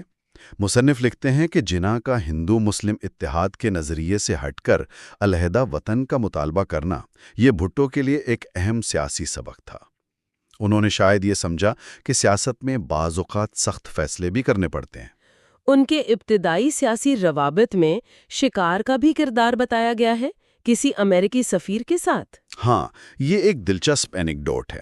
امریکی سفیر تھے ہورس ہلڈرتھ۔ وہ لاڑکانہ میں بھٹو کی زمینداری پر شکار کھیلنے گئے اور ان کی شخصیت سے، ان کی ذہانت اور گفتگو سے بہت متاثر ہوئے۔ اچھا۔ ہلڈرتھ نے اپنی حکومت کو رپورٹ بھیجی کہ بھٹو پاکستان کے قابل ترین نوجوانوں میں سے ہیں اور امریکہ کے دوست ہیں۔ بعد میں جب سفیر کو اپنی بیٹی کے کسی ٹیکس معاملے میں مدد درکار ہوئی تو بھٹو، جو قانون کی ڈگری بھی رکھتے تھے، انہیں مفت میں تفصیلی قانونی مشورہ دیا۔ اس سے سفیر اور بھی زیادہ متاثر ہوئے۔ تو اس سے پتہ چلتا ہے کہ بھٹو شروع سے ہی تعلقات بنانے اور انہیں استعمال کرنے کا ہنر جانتے تھے۔ ایوب خان سے علیحدگی کے بعد انہوں نے وہ کتاب بھی لکھی دی متھ آف انڈیپینڈنس. اس میں کیا خاص بات تھی؟ یہ کتاب 1967 میں شائع ہوئی. اس میں بھٹو نے پاکستان کی خارجہ پالیسی، خاص طور پر کشمیر پر پاکستان کے موقف اور بھارت کی بالادستی یعنی انڈین ہیجمنی کے خطرے پر کھل کر بات کی. یہ کتاب ان کے قوم پرستانہ اور بھارت مخالف نظریات کی عکاس تھی اور اس نے انہیں عوامی سطح پر مقبول بنانے میں کافی مدد کی. اور پھر پاکستان پیپلز پارٹی یعنی PPP کا قیام عمل میں آیا. اس کا نظریہ کیا تھا؟ شیرباز مزاری کے حوالے سے 4 نکات بتائے گئے ہیں کہ وہ کیسے عوامی حمایت حاصل کرتے تھے. جی، شیرباز خان مزاری جو اس وقت بھٹو کے قریبی ساتھیوں میں شامل تھے، ان کے مطابق بھٹو نے عوامی حمایت حاصل کرنے کے لیے 4 بنیادی حربے استعمال کیے. پہلا، ایوب خان کی شخصیت اور ان کی حکومت پر کرپشن کے الزامات لگانا. دوسرا، تاشقند معاہدے کو پاکستان کے لیے ایک ناکامی قرار دینا. تیسرا، شدید قسم کے بھارت مخالف جذبات ابھارنا. اور چوتھا، امریکہ مخالف جذبات کو استعمال کرنا، حالانکہ وہ خود امریکی حکام سے اچھے تعلقات رکھتے تھے. یہ ایک آپ کہہ لیں پولیٹیکل اسٹریٹجی تھی. یہ تو ہوئی عوامی حکمت عملی، لیکن PPP کے منشور میں کیا وعدے کیے گئے تھے؟ PPP کا منشور، جسے رفیق افضل نے سمرائز کیا ہے، وہ واضح طور پر ایک سوشلسٹ پروگرام پیش کرتا تھا. اس میں سرمایہ دارانہ نظام کو ختم کرنے کی بات تھی. ایک نئی آئین ساز اسمبلی بنانے کا وعدہ تھا.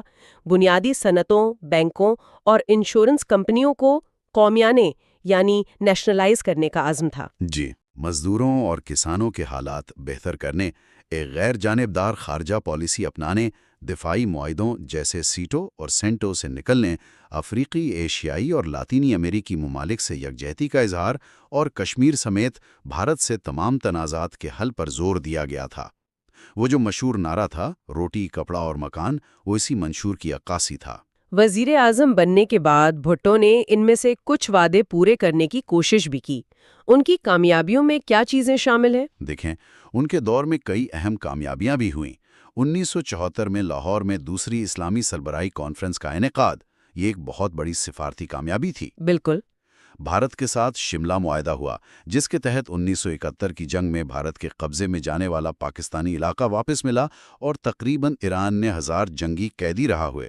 یہ بھٹو کی ذاتی سفارتکاری، ان کی ڈپلومیسی کا نتیجہ سمجھا جاتا ہے. اور ملک کے اندر کیا اقدامات کیے؟ انہوں نے کئی نئے ادارے قائم کیے، جیسے national book foundation, NDFC، national development finance corporation, Quaid Azam university, port Qasim authority, Pakistan steel mills, جس کا منصوبہ سوویت یونین کے تعاون سے شروع ہوا تھا، علامہ اقبال اوپن یونیورسٹی وغیرہ.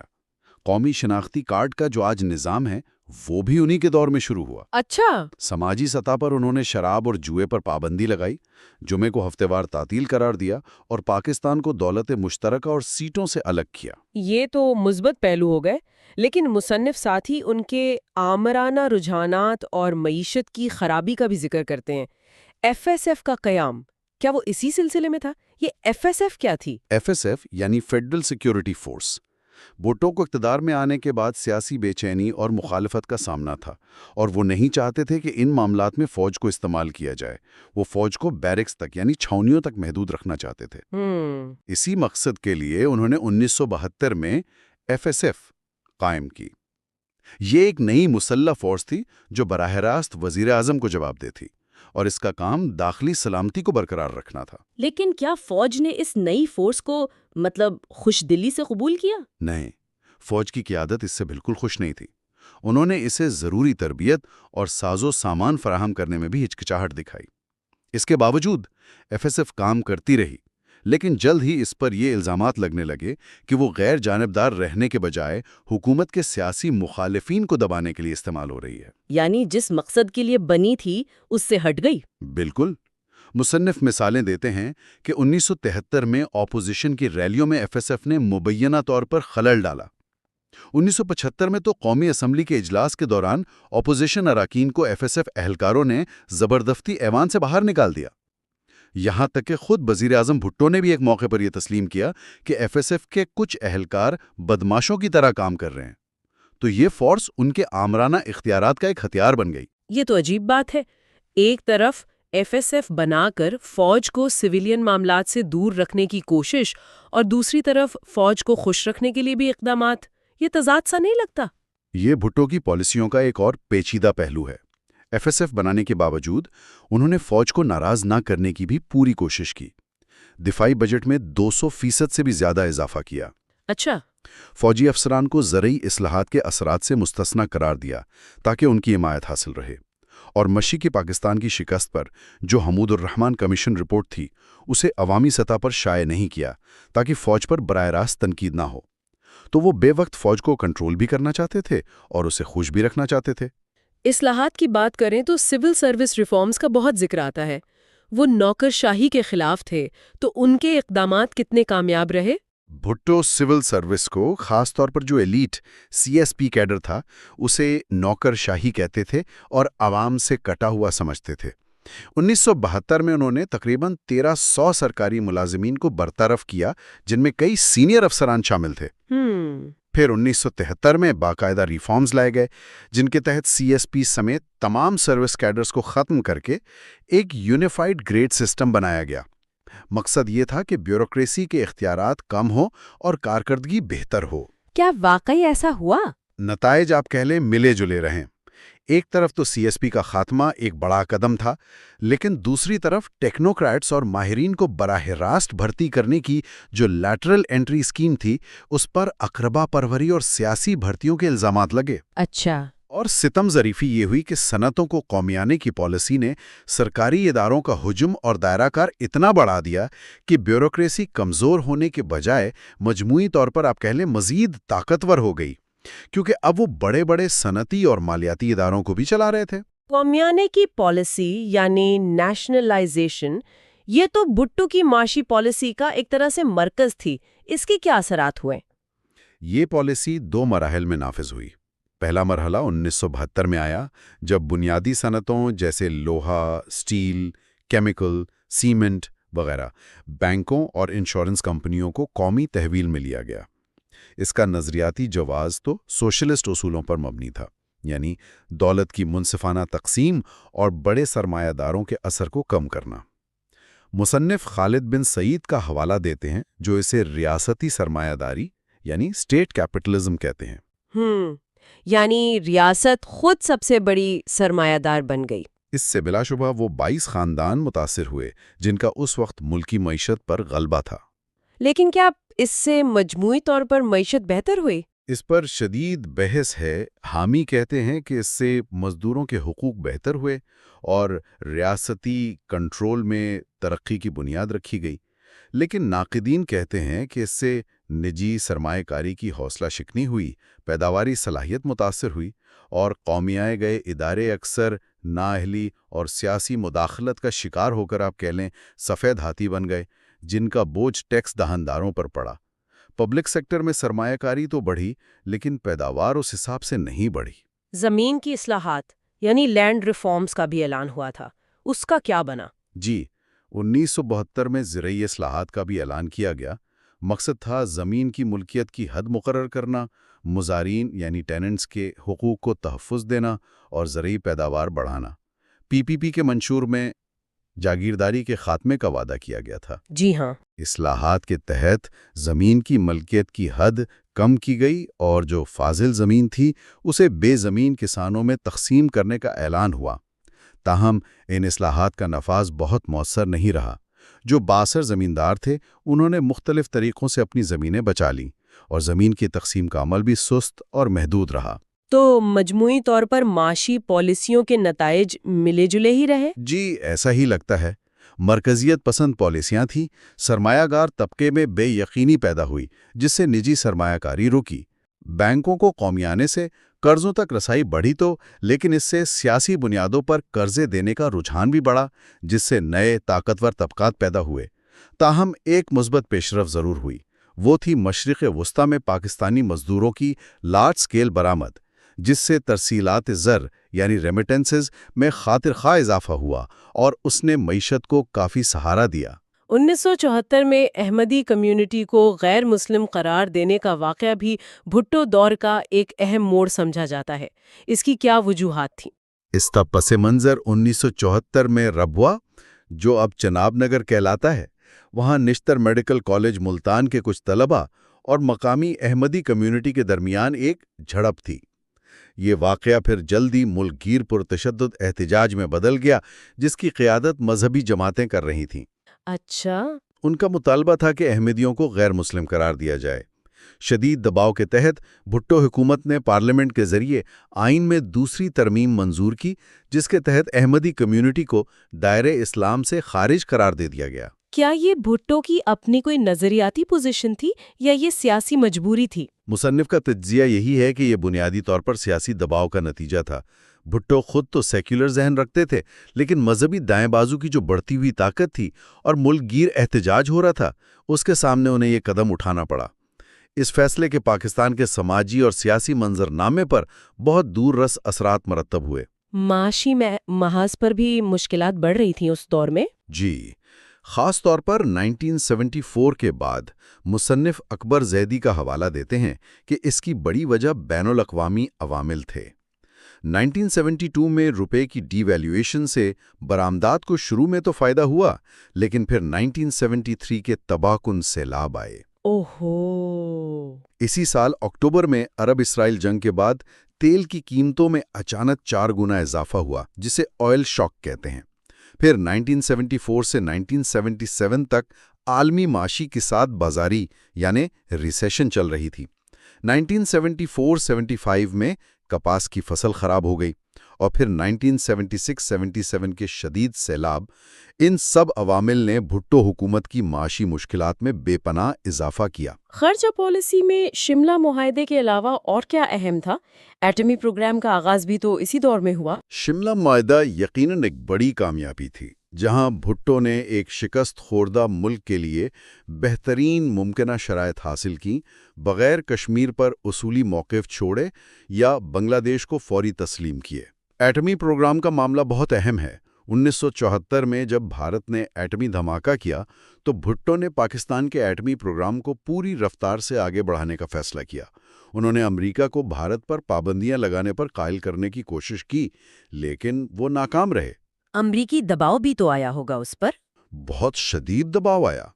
امریکی وزیر خارجہ تھے ہینری کسنجر۔ انہوں نے بھٹو کو دھمکی بھی دی کہ اگر پاکستان نے ایٹمی ری پروسیسنگ پلانٹ حاصل کرنے کا معاہدہ فرانس سے منسوخ نہ کیا تو امریکہ اسے عبرتناک مثال بنا دے گا۔ اچھا۔ لیکن بھٹو نے دباؤ قبول کرنے سے انکار کیا، اور وہ مشہور جملہ کہا کہ ہم گھاس کھا لیں گے لیکن ایٹم بم ضرور بنائیں گے۔ یہ ان کی قومی غیرت اور خود مختاری پر اصرار کی ایک علامت سمجھا جاتا ہے۔ دوسرے ممالک سے تعلقات کیسے رہیں، جیسے سوویت یونین، امریکہ، افغانستان؟ سوویت یونین کے ساتھ تعلقات بہتر کرنے کی کوشش کی گئی، جس کا نتیجہ پاکستان سٹیل ملز کے منصوبے کی صورت میں نکلا۔ امریکہ کے ساتھ تعلقات صدر نکسن کے دور میں تو اچھے تھے، لیکن صدر کارٹر کے آنے کے بعد ایٹمی پروگرام اور بھٹو کے بائیں بازو کے نظریات کی وجہ سے کشیدہ ہو گئے۔ افغانستان کے ساتھ تعلقات میں اتار چڑھاؤ رہا۔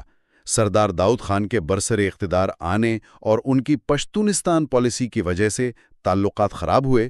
بھٹو نے جواباً افغانستان میں داؤد مخالف مجاہدین گروپوں کی پشپنائی شروع کی، جس سے داؤد پر دباؤ بڑھا اور بعد میں تعلقات میں کچھ بہتری بھی آئی، لیکن پھر دونوں رہنماؤں کے اقتدار سے ہٹنے پر یہ سلسلہ رک گیا۔ تو بھٹو کا دور مطلب کامیابیوں اور ناکامیوں، تضادات اور پیچیدگیوں سے بھرا ہوا تھا۔ ان کا زوال کیسے شروع ہوا پھر؟ مصنف کا تجزیہ ہے کہ بھٹو کی سندھ سے گہری وابستگی تو تھی، لیکن اس کے باوجود ان کا طرز حکمرانی انتہائی مرکزیت پسند یعنی سینٹرلائزڈ تھا۔ انہوں نے سیاسی اختلاف رائے کو دبایا اور تکثیریت پلورلزم کو پنپنے نہیں دیا۔ ان کی جو جاگیردارانہ پرورش تھی اس نے انہیں تنقید کا مخالف بنا دیا تھا۔ ان کے قریبی ساتھی بھی ان کے آمرانہ رویے کا شکار ہوئے۔ 1977 کے انتخابات اور پھر مارشل لاء کا نفاذ؟ جی، 1977 کے انتخابات میں بھٹو کی پی پی پی نے بھاری اکثریت حاصل کی، لیکن حزب اختلاف کا جو 9 جماعتی اتحاد تھا، پاکستان نیشنل الائنس یعنی PNA، انہوں نے انتخابات میں بڑے پیمانے پر دھاندلی کے الزامات لگائے اور ملک گیر احتجاجی تحریک شروع کر دی۔ کئی ماہ کی پرتشدد تحریک اور مذاکرات کے بعد بھٹو اور PNA کی عادت کے درمیان تازہ انتخابات کرانے پر ایک معاہدہ تقریباً طے پا گیا تھا۔ لیکن پھر فوج آ گئی بیچ میں؟ جی، اس معاہدے پر دستخط ہونے سے پہلے ہی 5 جولائی 1977 کو آرمی چیف جنرل ضیاء الحق نے مارشل لا نافذ کر دیا، آئین معطل کر دیا اور بھٹو کو گرفتار کر لیا۔ بعد میں ان پر نواب محمد احمد خان قصوری کے قتل کی سازش کا مقدمہ چلایا گیا۔ اور پھر انجام؟ لاہور ہائی کورٹ نے انہیں سزائے موت سنائی، جسے سپریم کورٹ نے بھی برقرار رکھا۔ دنیا بھر سے رحم کی اپیلیں ہوئیں، لیکن جنرل ضیاء الحق نے انہیں معاف کرنے سے انکار کر دیا اور 4 اپریل 1979 کو انہیں راولپنڈی جیل میں پھانسی دے دی گئی۔ مصنف رضا رومی کا حوالہ دیا گیا ہے کہ بھٹو کا زوال صرف فوجی بغاوت نہیں تھی، بلکہ ان کے اپنے تکبر اور غلطیوں کا نتیجہ بھی تھا۔ بالکل، یہ ایک کمپلیکس تصویر ہے۔ سید بدر الاسلام کا ایک قول بھی ہے جو بہت معنی خیز ہے کہ بھٹو کا المیہ منفرد ہے، فوج نے ہی انہیں عروج بخشا اور فوج نے ہی انہیں تباہ کیا۔ ان کی اپنی شخصیت کی خامیاں تھیں، مضبوط سیاسی اداروں کی تعمیر میں وہ ناکام رہے، ان کی آمریت بڑھتی گئی اور مخالفین کو کچلنے کی جو پالیسی تھی، یہ سب عوامل ان کے زوال کا باعث بنے، جس کا فائدہ اٹھا کر پھر فوج نے اقتدار پر قبضہ کر لیا۔ تو ذوالفقار علی بھٹو کا دور پاکستانی تاریخ کا ایک ایسا باب ہے جس نے ملک کی سیاست، معاشرت اور اداروں پر بہت گہرے نقوش چھوڑے، جن کے اثرات آج بھی ہم محسوس کرتے ہیں۔ ان کی لیگیسی آج بھی متنازع ہے۔ یقیناً، اور یہ بحث شاید کبھی ختم نہ ہو۔ اگلے حصے میں ہم دیکھیں گے کہ بھٹو کے بعد جنرل ضیاء الحق کیسے اقتدار میں آئے اور ان کے 11 سالہ طویل مارشل لا دور نے پاکستان کے سیاسی، سماجی اور نظریاتی منظرنامے کو کس طرح آپ کہہ لیں ہمیشہ کے لیے تبدیل کر دیا۔ یہ سفر یہیں ختم نہیں ہوتا۔ یہ کتاب شطرنجی ماضی، غیر یقینی مستقبل، پاکستان کی تاریخ، مصنف طاہر کامران کا اگلا حصہ ہے۔ جی، پچھلی بار ہم نے 2008 تک کا جائزہ لیا تھا، آج ہم 2008 سے لے کر 2023 تک کے واقعات اور مصنف کے تجزیے کو سمجھنے کی کوشش کریں گے۔ بالکل۔ یہ ایک ایسا دور ہے جس میں بہت تیزی سے تبدیلیاں آئیں، حکومتیں بنیں اور ٹوٹیں، اور ملک ایک مسلسل غیر یقینی کیفیت کا شکار رہا۔ جی ہاں، بالکل۔ تو مصنف اس ہنگامہ خیز دور کو کیسے دیکھتے ہیں؟ چلیے 2008 سے 2018 کے اشرے سے شروع کرتے ہیں۔ مصنف نے اسے غیر یقینی صورتحال کا اشرہ کہا ہے۔ نام سے ہی ظاہر ہے۔ جی، یہ نام سن کر ہی اندازہ ہوتا ہے کہ یہ کیسا وقت ہوگا۔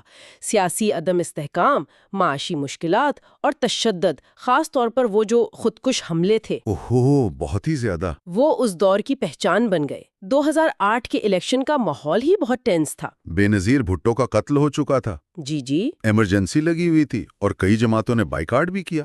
بالکل، اور الیکشن کے جو نتائج تھے نا، انہوں نے واضح کر دیا کہ عوام مشرف کی پالیسیوں سے خوش نہیں تھے۔ اچھا، پیپلز پارٹی سب سے بڑی پارٹی بنی، نون لیگ دوسرے نمبر پر تھی اور مشرف کی حامی کولیگ وہ تیسرے پر آئی۔ لیکن کسی کو واضح اکثریت نہیں ملی تھی، یعنی ہنگ پارلیمنٹ والی صورتحال۔ صحیح۔ مصنف یہاں ایک دلچسپ بات کی طرف اشارہ کرتے ہیں۔ وہ کہتے ہیں کہ صوبائیت بہت نمایاں تھی، پی سندھ میں، نون لیگ پنجاب میں، ANP خیبر پختونخوا میں۔ اچھا، یہ ایک طرح سے مرکز گریز رجحان تھا؟ جی، کہہ سکتے ہیں۔ اور ہاں، الیکشن کمیشن پر جانبداری کے الزامات بھی لگے تھے۔ ہیومن رائٹس واچ نے بھی تشویش ظاہر کی تھی۔ آخرکار PPP نے MQM کے ساتھ مل کر حکومت بنائی اور یوسف رضا گیلانی وزیر اعظم بنے، اور پھر آصف زرداری صدر بنے، جو کافی غیر متوقع تھا۔ جی بالکل۔ ان کے دور کا موازنہ مصنف 1990 سے کرتے ہیں۔ وہی کرپشن کے الزامات، معاشی بحران، دہشت گردی کے خلاف جنگ کا بوجھ۔ ہاں، یہ سب چیزیں تھیں۔ زرداری صاحب پر تو بے نظیر کے قتل میں ملوث ہونے کے شکوک و شبہات تک کا اظہار کیا گیا، حالانکہ مصنف لکھتے ہیں کہ کوئی ثبوت نہیں تھا۔ بین الاقوامی سطح پر بھی ان کی ساکھ کچھ متنازع رہی۔ جی ہاں، تنقید تو دیکھیں بہت ہوئی، لیکن مصنف عائشہ جلال کا حوالہ دے کر زرداری کی پولیٹیکل مینوورنگ اور وہ جو سمجھاتا کرنے کی صلاحیت تھی نا، اس کو بھی مانتے ہیں۔ ٹھیک۔ لیکن حکومت کے سامنے چیلنجز وہ تو پہاڑ جیسے تھے۔ ایک تو معیشت بالکل تباہال تھی، وہ جو 911 کے بعد ایک بھوم آیا تھا نا، وہ بالکل ناپائیدار نکلا۔ جی۔ قرض چڑھ گیا، مہنگائی آپ دیکھیں کہاں پہنچ گئی، پھر انرجی اور فوڈ کرائسس الگ، اور سیکیورٹی، وہ تو سب سے بڑا مسئلہ تھا۔ سیکیورٹی کی صورتحال تو انتہائی خراب تھی۔ ریاست پر عسکریت پسندوں کے حملے ہو رہے تھے، پھر وہ اسامہ بن لادن کی پاکستان میں موجودگی کا انکشاف ہوا۔ ہاں، ایبٹ آباد والا واقعہ؟ جی، اور یہ تلخ حقیقت کہ ریاست کے اپنے پالے ہوئے پراکسیز اب اسی کے گلے پڑ گئے تھے۔ مصنف بتاتے ہیں کہ یہ وہ دور تھا جب GHQ، مہران نیول بیس اور حتیٰ کہ سری لنکن کرکٹ ٹیم پر حملے ہوئے۔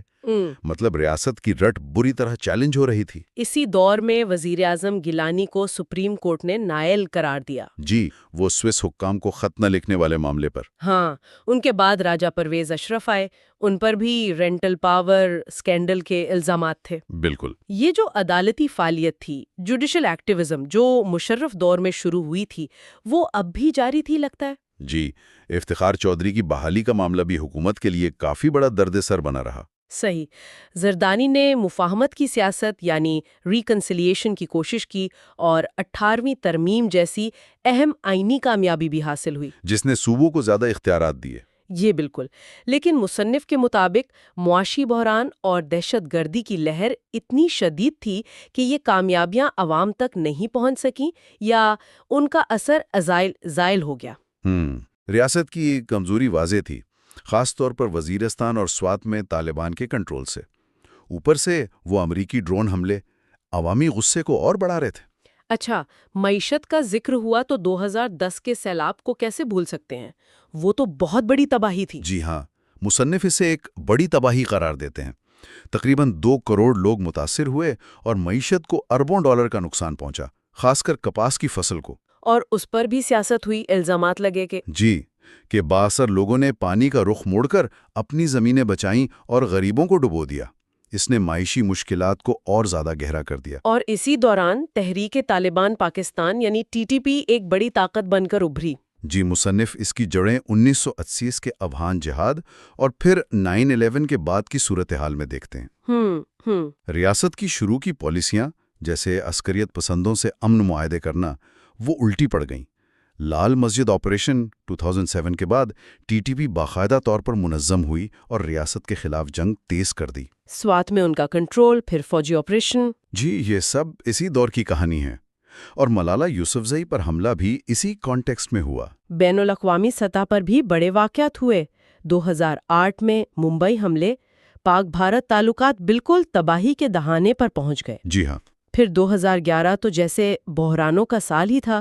جنوری میں گورنر سلمان تاثیر کا قتل۔ ہاں، توہین رسالت قانون پر تنقید کی وجہ سے اس نے معاشرے میں مذہبی تقسیم کو بہت گہرا کیا۔ بالکل۔ اور اسی مہینے وہ ریمنڈ ڈیوس کا واقعہ پیش آیا۔ ایک امریکی اہلکار نے لاہور میں 2 پاکستانیوں کو قتل کر دیا۔ اس پر شدید عوامی رد عمل آیا تھا۔ پاک امریکہ تعلقات میں بہت کشیدگی پیدا ہوئی۔ جی، اور آخرکار دیت یا خون بہا کے قانون کے تحت اسے رہا کر دیا گیا۔ پھر مئی 2011 میں ایبٹ آباد میں اسامہ بن لادن کی ہلاکت۔ اس نے تو پاکستان کو عالمی سطح پر شدید شرمندگی سے دوچار کیا۔ سوال اٹھا کہ کیا اداروں کو علم تھا؟ بالکل۔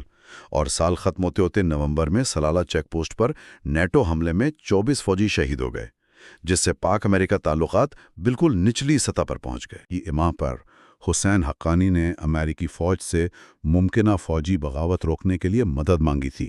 اس نے تو سول ملٹری تعلقات میں پہلے سے موجود کشیدگی کو اور زیادہ بڑھا دیا۔ جی ہاں، مصنف ان تمام واقعات کو دیکھتے ہوئے یہی کہتے ہیں کہ یہ اشرا واقعی پاکستان کے لیے بہت بھاری تھا، جس میں ریاست کو اندرونی اور بیرونی دونوں محاذوں پر شدید چیلنجز کا سامنا کرنا پڑا۔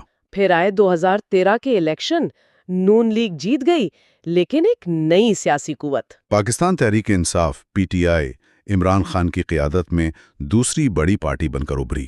PPP تیسرے نمبر پر چلی گئی۔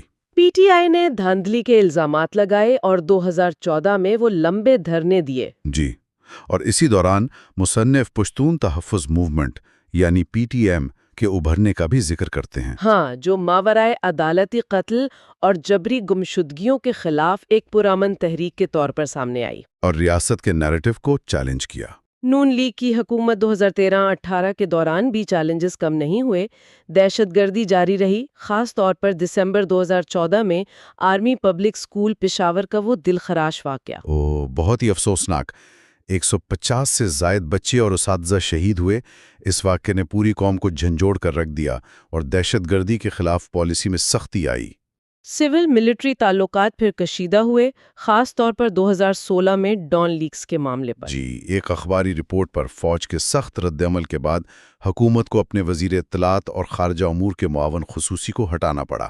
اس سے یہ تاثر اور پختہ ہوا کہ فوج سویلین معاملات میں مداخلت کرتی ہے۔ بالکل۔ معیشت میں CPEC یعنی چین پاکستان اقتصادی راہداری کا بڑا منصوبہ 2015 میں شروع ہوا، جس سے بڑی امیدیں وابستہ تھیں۔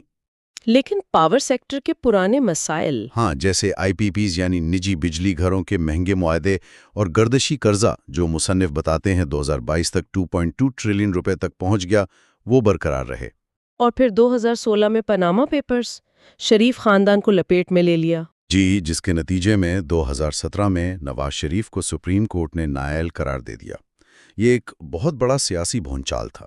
ان تمام واقعات کو دیکھتے ہوئے مصنف اس اشرے کا خلاصہ کیسے کرتے ہیں؟ مصنف کا تجزیہ یہ ہے کہ 2008 سے 2018 کا اشرہ افراتفری، عدم استحکام، کرپشن، عدالتی فعالیت، سیاسی پولرائزیشن اور سول ملٹری کشمکش کا دور تھا۔ Memo gate, Dawn leaks, Panama papers. جی، ان سب نے اس کشمکش کو بالکل عیاں کر دیا۔ مصنف نتیجہ اخذ کرتے ہیں کہ اسٹیبلشمنٹ حکومتوں کو کمزور کرتی رہی، لیکن سیاسی جماعتیں بھی اب یہ سمجھنے لگی ہیں کہ فوج سے طویل مدتی اتحاد ان کی سیاسی ساکھ کو نقصان پہنچاتا ہے۔ ان کے الفاظ میں یہ اشرہ جشن منانے کے قابل نہیں تھا۔ بالکل۔ اچھا، تو اس غیر یقینی اشرے کے بعد عمران خان اقتدار میں آئے۔ ان کا پس منظر، کرکٹ، فلاحی کام اور پھر 22 سالہ سیاسی جدوجہد ہے۔ جی، 2018 میں وہ تبدیلی اور نیا پاکستان کے نعرے کے ساتھ وزیر اعظم بنے۔ مصنف ان کے دور کو کیسے دیکھتے ہیں؟ مصنف عمران خان کے ویژن کا ذکر کرتے ہیں، یعنی فلاحی ریاست اور کرپشن کا خاتمہ، لیکن وہ بتاتے ہیں کہ خان کو آتے ہی شدید معاشی بحران کا سامنا کرنا پڑا، خاص طور پر بیلنس آف پیمنٹ کا مسئلہ۔ کرپشن کے خاتمے کا نعرہ تو تھا، لیکن ان کے احتساب کے عمل پر منتخب احتساب یعنی پولیٹیکل وکٹمائزیشن کی تنقید ہوئی۔ اچھا۔ انسانی حقوق اور آزادی اظہار پر پابندیوں کے حوالے سے بھی ان کی حکومت پر سوالات اٹھے۔ لیکن کچھ مثبت اقدامات بھی تھے؟ جی ہاں، مصنف ان کے کچھ مثبت اقدامات جیسے احساس پروگرام، کامیاب جوان پروگرام اور ماحولیاتی منصوبوں، خاص طور پر وہ بلین ٹری سونامی کو بھی سراہتے ہیں۔ عمران خان کا ایک بڑا نعرہ خاندانی سیاست کا خاتمہ بھی تھا۔ مصنف اس حوالے سے کیا کہتے ہیں؟ مصنف اس بات کو تسلیم کرتے ہیں کہ خان نے موروثی سیاست کو چیلنج کیا جو پاکستان میں بھٹو، زرداری اور شریف خاندانوں کی صورت میں دہائیوں سے قائم تھی۔ جی۔ وہ ان خاندانی جماعتوں کے اندرونی جمہوری کلچر کی کمی اور ذاتی مفادات کو ترجیح دینے پر تنقید کرتے ہیں۔ لیکن وہ تسنیم نورانی کا حوالہ دے کر یہ بھی کہتے ہیں کہ خود PTI میں بھی اندرونی جمہوریت کی ضرورت ہے۔ خان اس نظام کے خلاف ایک چیلنج ضرور تھے، لیکن کیا وہ خود ایک متبادل جمہوری کلچر دے پائے؟ اس پر مصنف سوال اٹھاتے ہیں۔ معاشی چیلنجز کی بات کریں تو خان حکومت نے ان سے کیسے نمٹا؟ مصنف لکھتے ہیں کہ معاشی صورتحال بہت خراب تھی، حکومت کو IMF کے پاس جانا پڑا، سخت شرائط ماننی پڑیں، سبسڈی کم کی گئیں، ٹیکس بڑھائے گئے، دوست ممالک سے بھی مدد لی گئی۔ جی بالکل۔ کووڈ-19 کی وبا نے مشکلات میں مزید اضافہ کیا۔ البتہ مصنف وبا کے دوران حکومت کی سمارٹ لاک ڈاؤن کی حکمت عملی اور احساس پروگرام کے ذریعے غریبوں کو مالی امداد فراہم کرنے کو مثبت قرار دیتے ہیں۔ صحت کارڈ اسکیم بھی تھی؟ جی، صحت کارڈ اسکیم کو بھی ایک اہم قدم کہا گیا ہے۔ ماحولیاتی محاذ پر 10 بلین ٹری سونامی اور قابل تجدید توانائی کے اہداف مقرر کرنے پر عالمی سطح پر پذیرائی ملی۔ اور سمندر پار پاکستانیوں کو ووٹ کا حق دینا، وہ بھی ایک اہم قانون سازی تھی۔ ان کو عدم اعتماد کے ووٹ کے ذریعے ہٹایا گیا۔ یہ ایک بڑی تبدیلی تھی۔ جی بالکل۔ مصنف اس تبدیلی کے پس منظر پر بات کرتے ہیں۔ عمران خان کا بیانیہ تھا کہ یہ ایک غیر ملکی سازش تھی، جبکہ فوج نے اسے مداخلت قرار دیا۔ جی۔ بعد میں خان نے الزام لگایا کہ یہ دراصل آرمی چیف جنرل باجوہ کی سازش تھی، جنہوں نے ذاتی مفادات اور توسیع حاصل کرنے کے لیے اپوزیشن یعنی PDM کے ساتھ مل کر ان کی حکومت گرائی۔ مصنف بتاتے ہیں کہ PDM کی تشکیل 2020 میں ہوئی تھی اور شروع میں اس کا موقف اسٹیبلشمنٹ مخالف تھا، لیکن بعد میں حالات بدل گئے۔ PDM حکومت اپریل 2022 میں آئی۔ ان کی کارکردگی کے بارے میں مصنف کا کیا تجزیہ ہے؟ مصنف لکھتے ہیں کہ پی ڈی ایم حکومت معاشی بحالی کے وعدے پر آئی تھی، لیکن وہ اس میں بری طرح ناکام رہی۔ اچھا، مہنگائی میں شدید اضافہ ہوا، روپے کی قدر گری، آئی ایم ایف سے معاملات بھی مشکلات کا شکار رہے۔ اور وہ نیب قوانین میں تبدیلیاں؟ جی، نائب قوانین میں متنازع تبدیلیاں کی گئیں، جن سے پی ڈی ایم کے کئی رہنماؤں کے خلاف کرپشن کیسز ختم ہو گئے۔ اس پر شدید تنقید ہوئی۔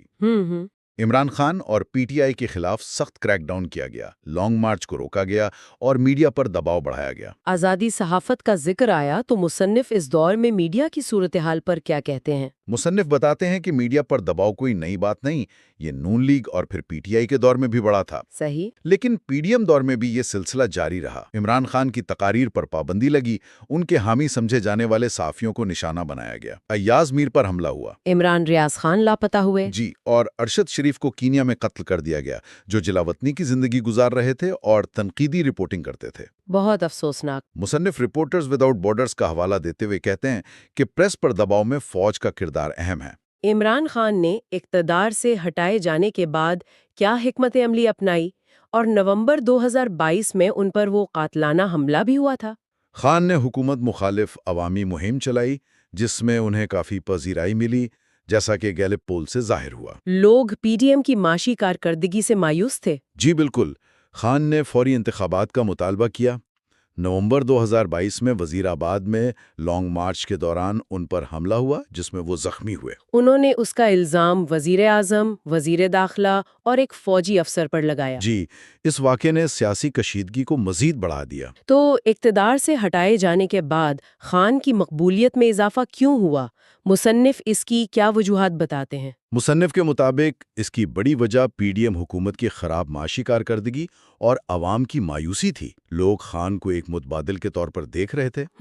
خان کا اسٹیبلشمنٹ مخالف اور اینٹی امریکی بیانیہ بھی مقبول ہوا۔ ضمنی انتخابات میں پی ٹی آئی کی کامیابی نے بھی ان کی عوامی حمایت کو ثابت کیا۔ مصنف نے خان کا موازنہ بھٹو سے کیا ہے۔ جی، مصنف خان کا موازنہ ذوالفقار علی بھٹو سے کرتے ہیں۔ دونوں پاپولسٹ اسٹیبلشمنٹ سے ٹکرائے اور اینٹی امریکی رویہ رکھتے تھے۔ اچھا۔ تاہم مصنف یہ بھی کہتے ہیں کہ پروجیکٹ عمران ناکام ہو گیا اور ملک ایک گہرے بحران کا شکار ہو گیا، جس میں موسمیاتی تبدیلی کے اثرات بھی شامل ہیں۔ اور مصنف یہ سوال بھی اٹھاتے ہیں کہ کیا سول ملٹری توازن اور بھارت سے تعلقات معمول پر لائے بغیر جمہوریت مستحکم ہو سکتی ہے؟ جی، یہ ایک اہم سوال ہے۔ پوری کتاب کا جائزہ لینے کے بعد اب ہم اختتامیہ یعنی ایپیلاگ پر آتے ہیں۔ مصنف پاکستان کے 77 سالہ سفر کا کیا نتیجہ اخذ کرتے ہیں اور مستقبل کے بارے میں کیا کہتے ہیں؟ مصنف آنگ سان سوچی کا قول نقل کرتے ہیں کہ اصل خوف ہے اور اصل آزادی خوف سے آزادی ہے۔ گہری بات ہے۔ وہ کہتے ہیں کہ پاکستان میں حقیقی آزادی یعنی قانون کی نظر میں برابری اور سماجی انصاف اب بھی ایک خواب ہے۔ کیوں؟ آزادی کے بعد قیادت طاقت کے حصول پر تو مرکوز رہی، لیکن ذمہ داری نبھانے میں ناکام رہی، جس سے عدم اعتماد پیدا ہوا۔ مصنف پاکستان میں خود مختاری کے تصور کو بھی مبہم قرار دیتے ہیں اور کہتے ہیں کہ اشرافیہ میں اس کی حقیقی خواہش کم نظر آتی ہے۔ وہ پاکستان کے مسائل کی جڑ کہاں دیکھتے ہیں؟ مصنف کا تجزیہ ہے کہ جناح کے بعد قیادت کا خلا پیدا ہوا، جس سے فوجی اور بیوروکریٹک اشرافیہ یعنی ملٹری بیوروکریٹک اولیگارکی کو غلبہ حاصل کرنے کا موقع ملا، اور ملک کا جھکاؤ امریکہ کی طرف بڑھا۔ جی، اور جمہوریت کمزور ہوئی۔ اخراج یعنی ایکسکلوژن پاکستانی سیاست کی نمایاں خصوصیت رہی۔ قرارداد مقاصد، اینٹی احمدی تحریک، پھر شیعہ کمیونٹی کو نشانہ بنانا۔ زبان کا مسئلہ، مشرقی پاکستان کی علیحدگی۔ جی، ایوب کی مرکزیت، یحییٰ کا تشدد، یہ سب عوامل تھے۔ پھر ضیاء دور کی اسلامائزیشن اور افغان جنگ نے فرقہ واریت اور عسکریت پسندی کو فروغ دیا۔ 1990 کی اسٹیبلشمنٹ جمہوریت اور مشرف کے بعد کا دور تو ہم نے دیکھا ہی ہے، عدم استحکام، اسکینڈلز اور سول ملٹری کشمکش کا تسلسل۔ تو بنیادی مسئلہ فوج کا اثر و رسوخ اور احتساب کی کمی ہے؟ جی، مصنف اسی کو بنیادی مسئلہ قرار دیتے ہیں۔ تو اس شطرنجی ماضی سے نکل کر غیر یقینی مستقبل کو بہتر بنانے کے لیے مصنف کیا حل تجویز کرتے ہیں؟ مصنف کا نسخہ بنیادی طور پر چند نکات پر مشتمل ہے۔ پہلا اور سب سے اہم، قانون کی حکمرانی، رول آف لا۔ یعنی حکومت قانون کے تابع ہو، قوانین سب کے لیے برابر ہوں، بنیادی حقوق کا تحفظ ہو اور عدلیہ مکمل طور پر آزاد اور غیر جانبدار ہو۔ ٹھیک، دوسرا گورننس کو سویلین بنانا، فوج کو سیاست سے مکمل طور پر الگ کیا جائے، آرمی چیف کے اختیارات کم کیے جائیں، فوجی تقرریوں میں سویلین انپٹ ہو اور فوج کے بے پناہ مراعات پر نظر ثانی ہو۔ ISI کے سیاسی ونگ کو ختم یا اس کی اصلاح کی جائے۔ تیسرا نقطہ کیا ہے؟ تیسرا، ادارہ جاتی اصلاحات۔